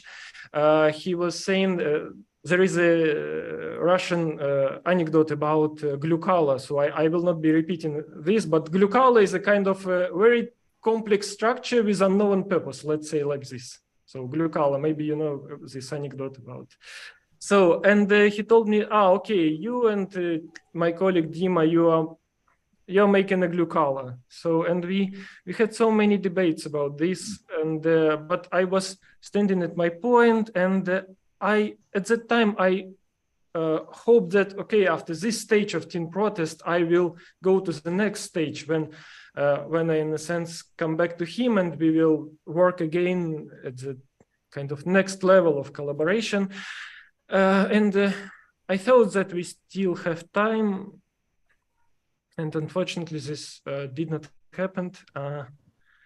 And now I regret about some opportunities which I lost, especially during the last years. In conclusion, I want to say that he was very kind. So he was very kind to me, to my family, and I will miss him very much. Thank you. Yes, thank you, Andrei. Thank you very much. And we go on young people, right? Well, younger generation, let's put it this way. Sasha Dichenko. Sasha, I know you're there. Yes, Switch on your mic. Yes. Yeah, we see you, we hear you. Mm-hmm. Okay, so the first time I met Zakharov was in 1975, when I was a first-year student at Moscow Institute of Physics and Technology. He taught me physics seminars and laboratory works. It was thermodynamics, only one semester. And the department was applied mathematics. About 10 years later, we met again. And he said, I remember you, you were a good student. At that time, I was not a theoretist at all. I was able to solve quite well nonlinear partial differential equations on a computer. And this, how to say, this second coming for me, at that time, Zakharov gathered interested parties for a seminar where he said that numerical simulation is a very important part of research. In other words, he, as a respected scientist, called for combining theoretical physics and numerical simulation. For that time in Soviet Union, it was really new. It was This is what it happened in 80s, in the middle of 80s, last century. And then, as for theory and numerical simulation, this led to our article called "Is Free Surface Hydrodynamics an Integrable System?" with question marks. And there were also another adventures in this article. But the answer on this question about integrability of hydrodynamics, there are no answers. There is no answers to this question yet. But we would be glad to get an answer to this problem, and we will try. Thank you. Yeah, that we will. That's the least we can do. Yeah. Yes, and Svetlana. Yes, thank you. Oh. You can hear me, right? Yes. Okay, perfect.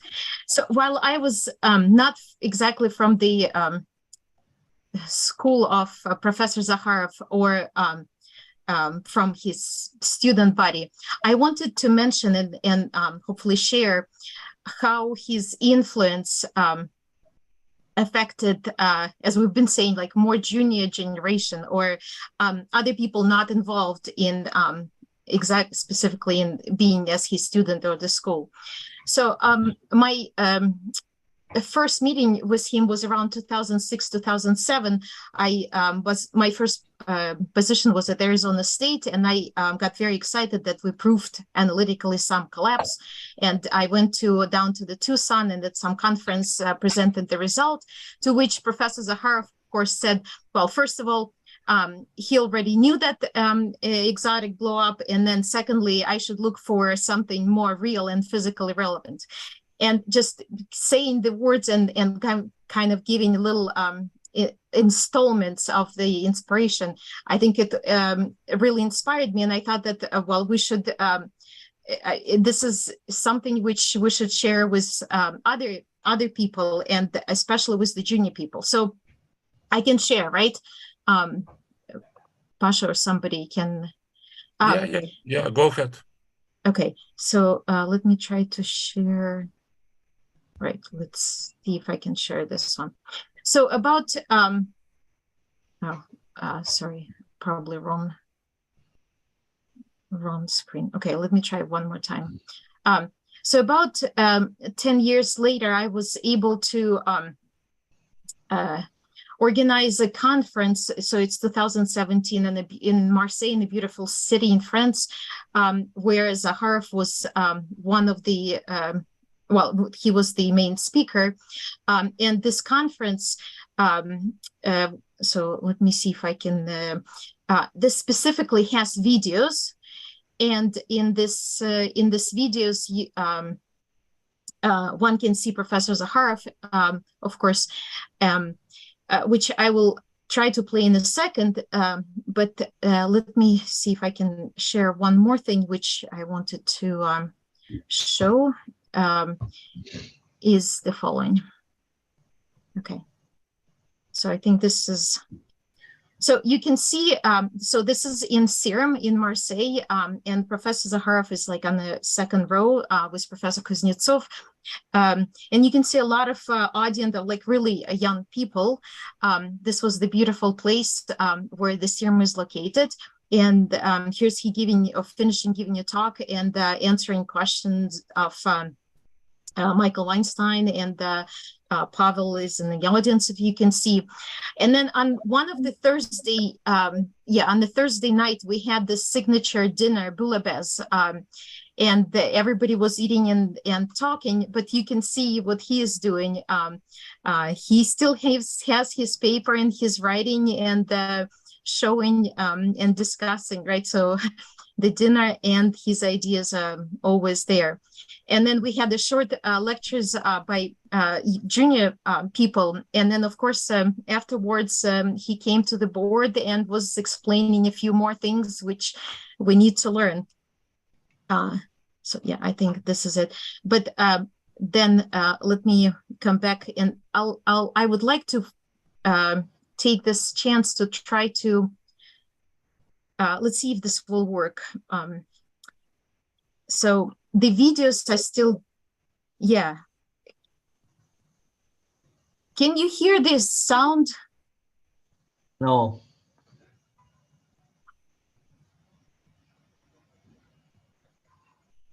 There's no sound, right? It doesn't work like that. So there is something but very low. It's impossible to hear. Let me see if we can do it this way.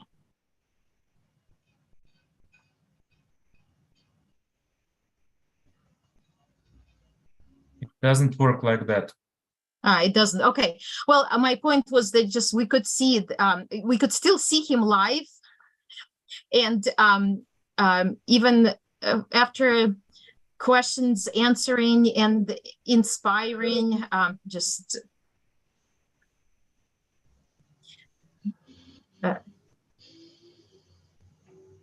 So I will put the links to the videos and how the way he answers and inspires the people and the students answering to some younger generation. I mean, it's amazing, and I think while we were talking that it was great to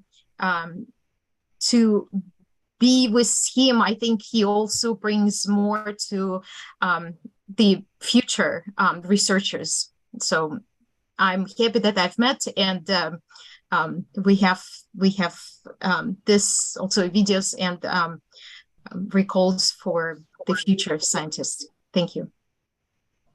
Yeah, thank yes, you. Sveta, give me a second. You can send in chat to everybody this link if you want. Yeah, I will do that. Yes. Chat to everyone. Okay.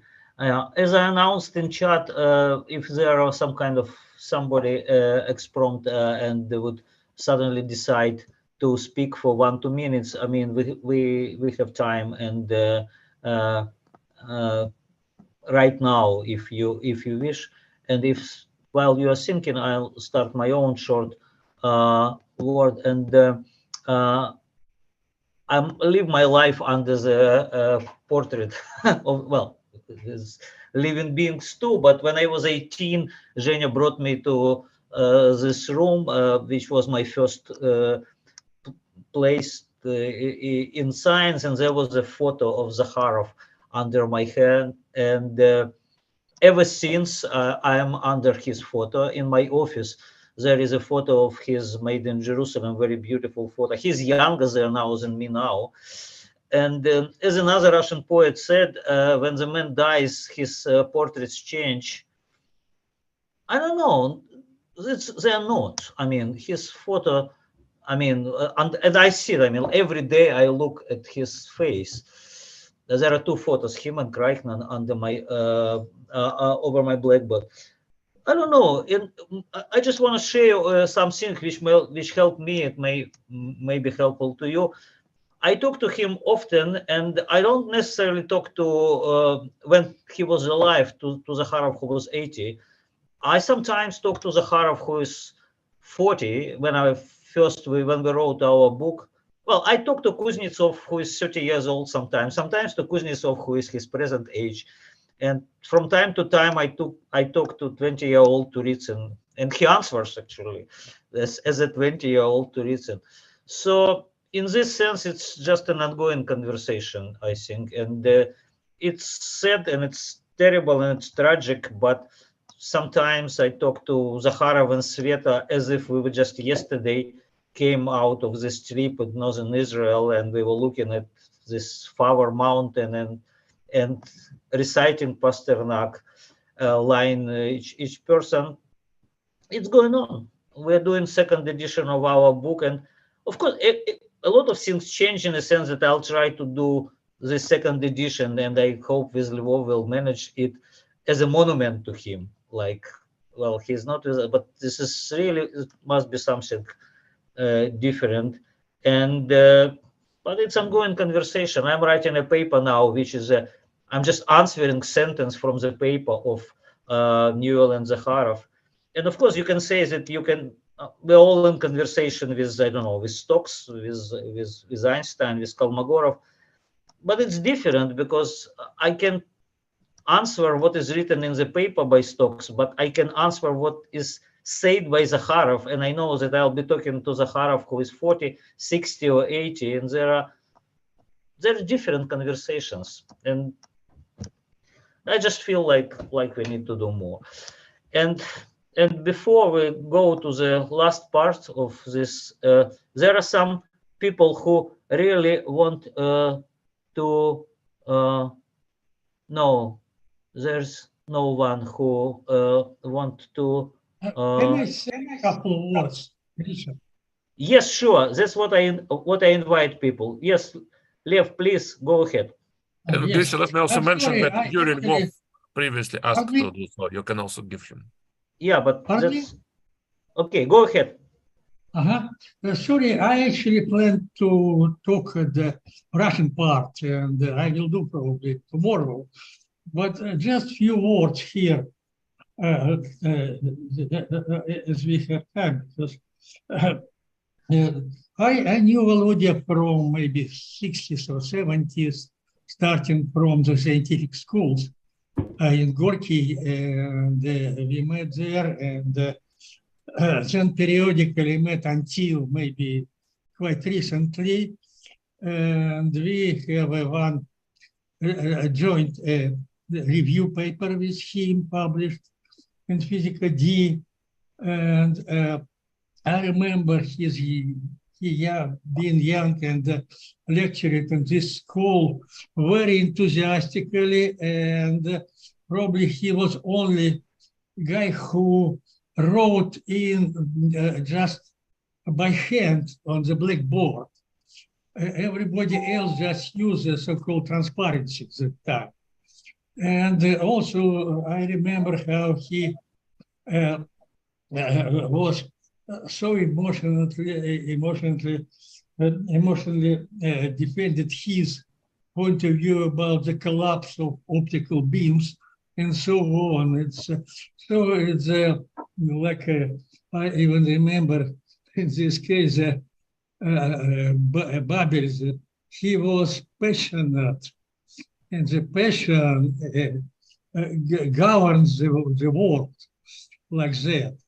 And the last thing I can say is that, and maybe I'll tell about it tomorrow, that I recently I read some his essays on the internet, and so I see how universal and how wide his interests were. Like, so I would say that I can call him some sort of modern Renaissance man, in the sense he easily cites very different authors like Thomas Aquinas and Plato and Gertrude Stein and Toynbee, Shmelev, Gesse, Frank, and so on.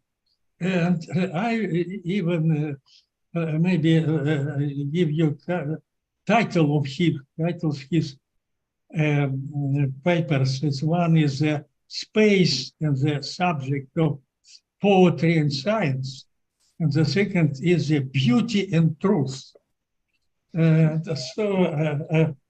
So he was, I think, not only a great scientist, he was also very romantical and maybe idealistic man there. And I will try to maybe explain it in Russian because there is no time. But now I can only say that as far as I know, Volodya worked until the last days and could, of course, do a lot more, but even that he already done, it will be a very bright, I don't know, trace in science and literature and just in our memory. So it's all I could say for now. Thank you. Thank you, Lev. And Grisha, let me make a quick comment. I just got complaint that some people stop seeing video. Is that can confirm? I mean, I haven't done anything to Zoom. Is that Grisha? Can you see speaker I video? see everything. Yeah, it's Yeah, I still see going. everything Okay, as maybe well. it's a problem on your computer in such a case. It's a Okay, so go ahead. Everything works well. Yes, yes. Sorry, Pasha. I found it. Sorry. Okay, Yeah. okay. Still good. Okay. Now we have one more volunteer to speak, and it's Ibrahim Faitkolin. Please go now, and then we'll go on to the family. Thank you. Thank you so much for giving me a chance. I've known Vladimir Evgenievich for probably a little bit over 20 years, and my life kind of ran in parallel in many ways, and he's been always nearby. So it was one of major reasons I came to the University of Arizona to work in the end, and had plenty of discussions, even though I never worked very directly scientifically, but he's always been a great inspiration, both as a mathematician and as a human being. And I will treasure the memory, forever, and will always think of him as the best example of mathematical perseverance, ability to really go deep and calculate and have amazing deepest ideas, and also as a great example of humanity as a person, as a human being. He's perhaps one of the finest I've ever known, and I'll treasure the memory forever. And please receive my deepest condolences, the family, Svetlana Mikhailovna, of course, and he will live with us forever. Thank you. Thank you, Ibrahim. And now we just come to the last part of our, and again, this was already said several Grisha, times. maybe Yura Lvov, he requested. I don't know if he's around. Yeah, He I'm did- here.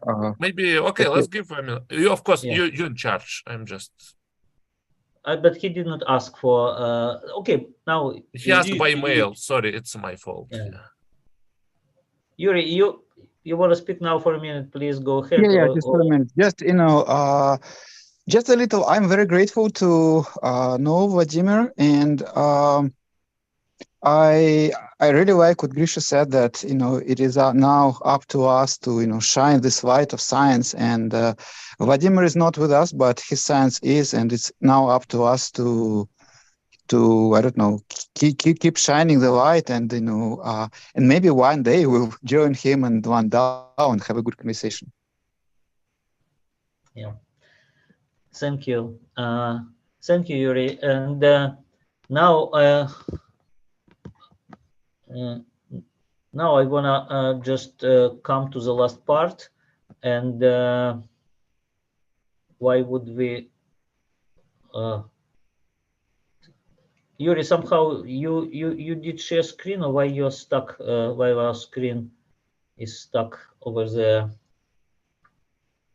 Anyway, let's try. So what I want to say before we come to the last part is that, as already different people say, that what makes a person full is its family, and it's not only that my house is my castle, my family is my castle, and the Zakharov's family is a beautiful castle, and it has several towers. It's not a one-tower castle, and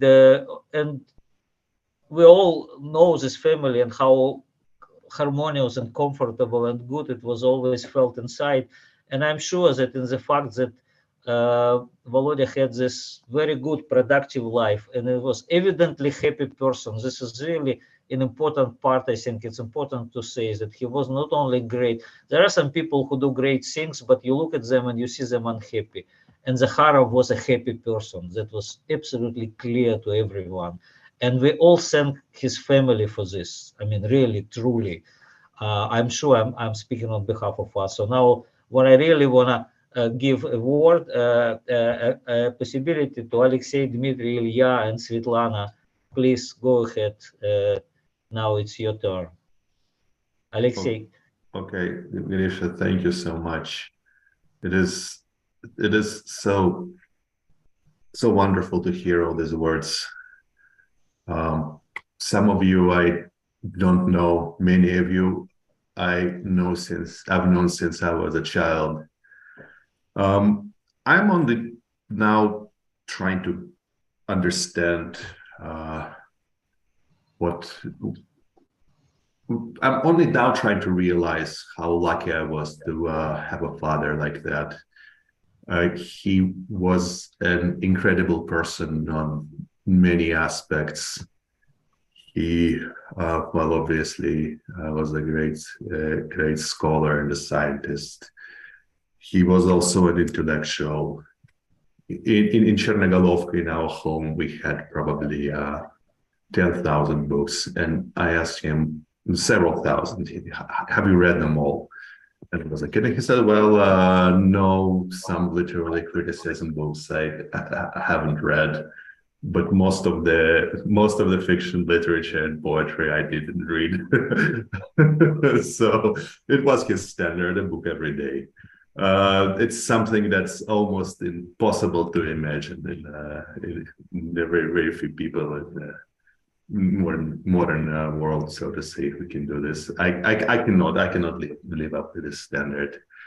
He could memorize, to his own estimate, he could memorize 10,000 pieces of poetry, some in English.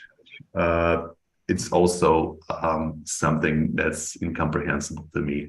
I didn't pick up his love for poetry, though I am interested in it.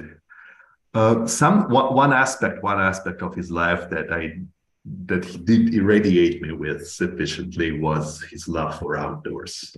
So he was regularly going to, he was out practicing alpinism when he was young, and he was regularly every year going somewhere in Central Asia mountains for like a month-long trip out in the wilderness. And I remember seeing his gigantic boots, crampons, and backpack, and his sleeping bag that we played Worm with when we were little children.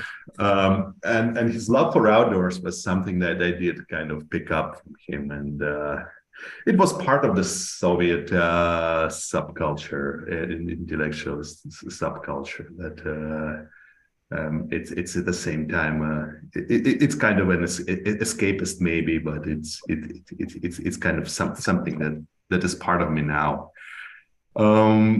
His very strong civic position is something that I was attempting to emulate. He was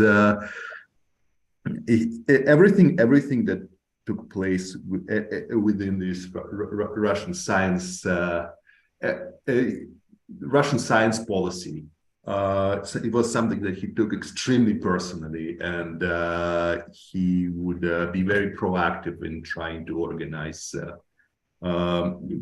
maybe promote new reforms, organize resistance to some of the policies that he was thinking of as harmful. And this is something that's being proactive and being responsible. He was a man. He was a national part of the national elites. He had this burden of responsibility on him, and it's something that's I would like to very much also have in my life. I'm not a mathematician. I'm a social scientist. I'm not able to appreciate his accomplishments in his field of study. But we did. But I can definitely appreciate how much he has done, and it's also mind-boggling. And he asked me, how do you do this? And he said, well, I prod my co-authors all the time. It's one of his answers. That is something they do. Probably about 10 years ago, this was his response. So maybe, well, that's a good advice. Thank you very much. So, yes, I'm extremely lucky to have had a father like that. And I want to turn it over to Dmitry. Yes, Dmitry. Well, yeah, I would also first of all begin by thanking everyone who spoke, for all of your warm words, for all of your wishes. And I'd also like Pasha, can you make me co-host? I'm gonna just show one picture in a minute. I mean, you can share anything. Go ahead, share. Okay, I'll in a second. Yeah, I'm not going to speak about my father's scientific accomplishments. First of all, this has been quite thoroughly covered by the people who spoke before me, and frankly, many of course, you know about this more than I do. I would just like to speak for a minute or two about what I think was my father's most characteristic trait. And that's the extraordinary passion that he brought to everything that he did. His passion for science, for physics, for mathematics, for poetry, for culture, for his own family, for his country. And I just want to kind of relate two short stories that I illustrate this passion. So the first story was related to me recently, and unfortunately, I don't remember who told me this story. This person may well be in the audience, so I'd like to apologize in advance. And this is a story about when my father first came to Tucson, to the University of Arizona, so probably in the early 90s. And he's at a seminar, and there's some very famous person who's speaking at the seminar. And my father just kind of interrupts and goes to the blackboard. This, a conversation starts, and he interrupts the speaker, and he just goes to the blackboard and starts explaining something on his own. And so I thought, great, this is a story about how Russians are rude at seminars, which, to be fair, we maybe sometimes are. But no, the story was about how the speaker was very impressed and inspired by just how much this person loves what he's doing and loves all of the knowledge that he has inside of him, that he always wants to share it with everyone, and he doesn't wait for a polite moment to do so. And I think you can all remember this kind of almost childlike, it's funny for me to say it since he's my father, but he had a sort of childlike immediacy to him. And he would just, if there's something he wanted to tell you, he would always say that. And the second story concerns me personally. So if you ever wondered what it was like growing up with Vladimir as my father, one thing he would often do to me, he would kind of accost me at random intervals and demand that I tell him, I don't know, maybe some mathematical fact or some fact from history, or recite some lines of poetry. He would just expect that there's all these things that I would know. And of course, I'd be shamed off the spot if I didn't know what he was going to tell me about. So I moved out, then I went to college, but it actually got worse because that's around the time when cell phones came about. And so he just called me at any random time and demand that I tell him when Nicholas II became emperor, something like that. Anyway, so I'd like to share this. This is a very recent story that ultimately concerns my father. So I would like to share with you a screenshot of the New Yorker magazine. Can you see this? Yes. Could you enlarge it a little bit? Yeah. There we go. So this is a story in the New Yorker magazine last week by Adam Gopnik, and this is a review of a book, which is a book about the Bible. So this concerns the Bible. So this is a respected author and a respected publication, or so I thought. And anyway, they talk about biblical history, and they talk about King Cyrus, who in 569 BCE issued the Edict of Cyrus and allowed the Jews to return to Jerusalem. And so that's wrong, because the date is actually 539 BCE. And I was shocked because this is a famous journal. They have an established fact-checking procedure.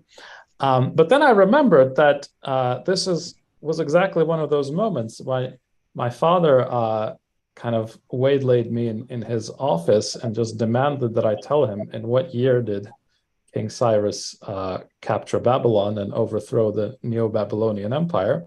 And I'm ashamed to say that I got the century right, but not the date. So, okay, I'm going to stop sharing here. Yeah, and so this passion for knowledge, this passion for disseminating it, for creating it, for communicating it is I think probably his most characteristic trait, and one that he retained until the very end of his life. So he did stop working maybe a year before his death, but he was always interested in mathematics. Whenever I would visit him, he would want to talk about some mathematical fact, maybe even some classical result. He would ask me to go through a proof with him. And he very much loved us. He loved his children. He adored his grandchildren.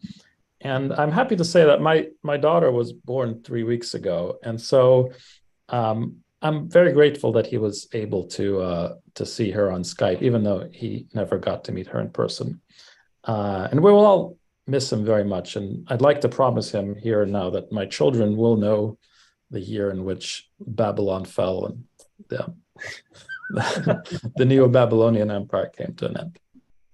And just one last thing I'd like to say about my mother. So this has been mentioned by some of you before, that she played an extraordinarily important role in his life. But one thing that maybe not all of you know is that my father never learned how to use LaTeX. So if you read any of his papers from the last 30 years that do not have a co-author, they actually do. They were all written by my mother, with maybe a tiny bit of help from me.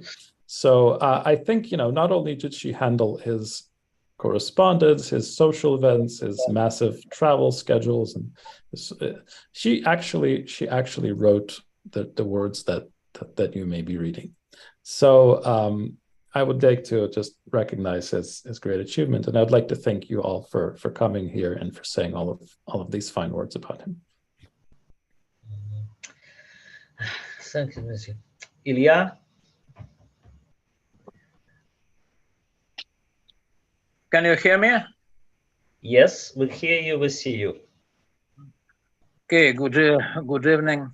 Thanks a lot for all the warm words that were said. What can I say?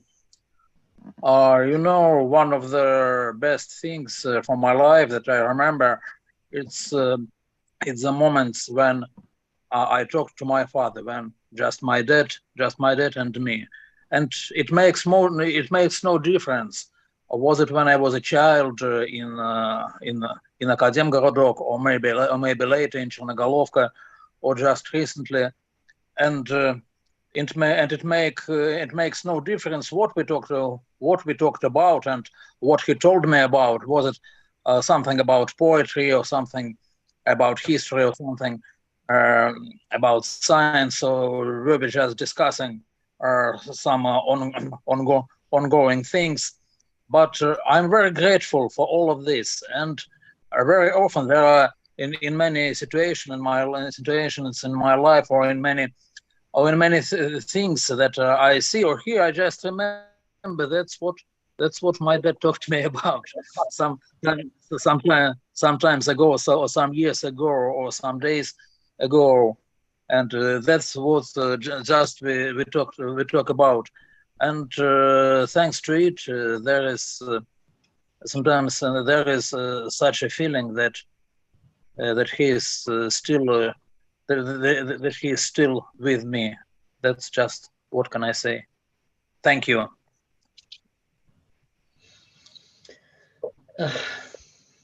Thank you, Ilya. Sveta? After everything that was said, I just can add only one thing. My love and deep gratitude for all who took part in this celebration of Volodya's life. He really had God's blessing to accomplish all his endeavors in science and poetry, but that's not all. He really had God's blessing to attract hearts of people. He was loved, and he loved people. Yes, it is the most important. So thank you. Thank you for everything. Thank you to the organizers. Put it all that. Thank you. That's right now. Not that I think.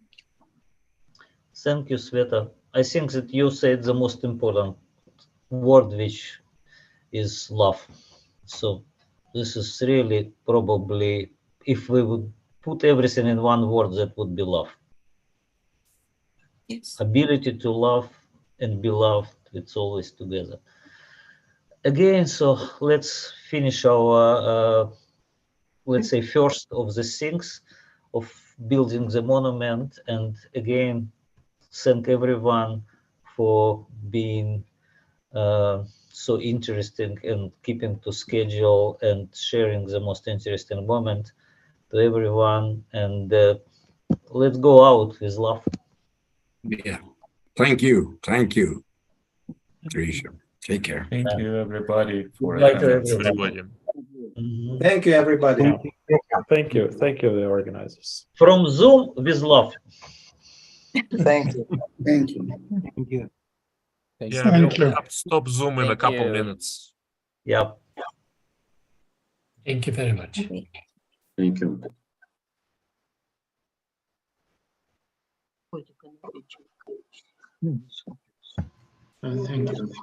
Yeah, and I sent you chat you. with usual link for where you perhaps already have it, where you can send all info to me. We will put on this website, including this video of this Zoom. Pasha, you probably stop recording. Yeah. And then I will take back host and I will stop recording on the cloud. Okay, thank you. Yeah. Everybody. Thank you. Okay, I gave you host, Sasha. Okay, thank you very much. And I stopped everybody. recording. Thank you. Oh.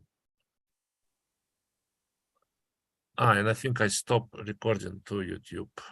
Oh, Sasha, I forgot to do that. Can you stop recording to YouTube? Cannot do anything. I can give you host back. I think something happened, went wrong. Okay, give me host back. Yeah, because it's still showing that it's recording to YouTube.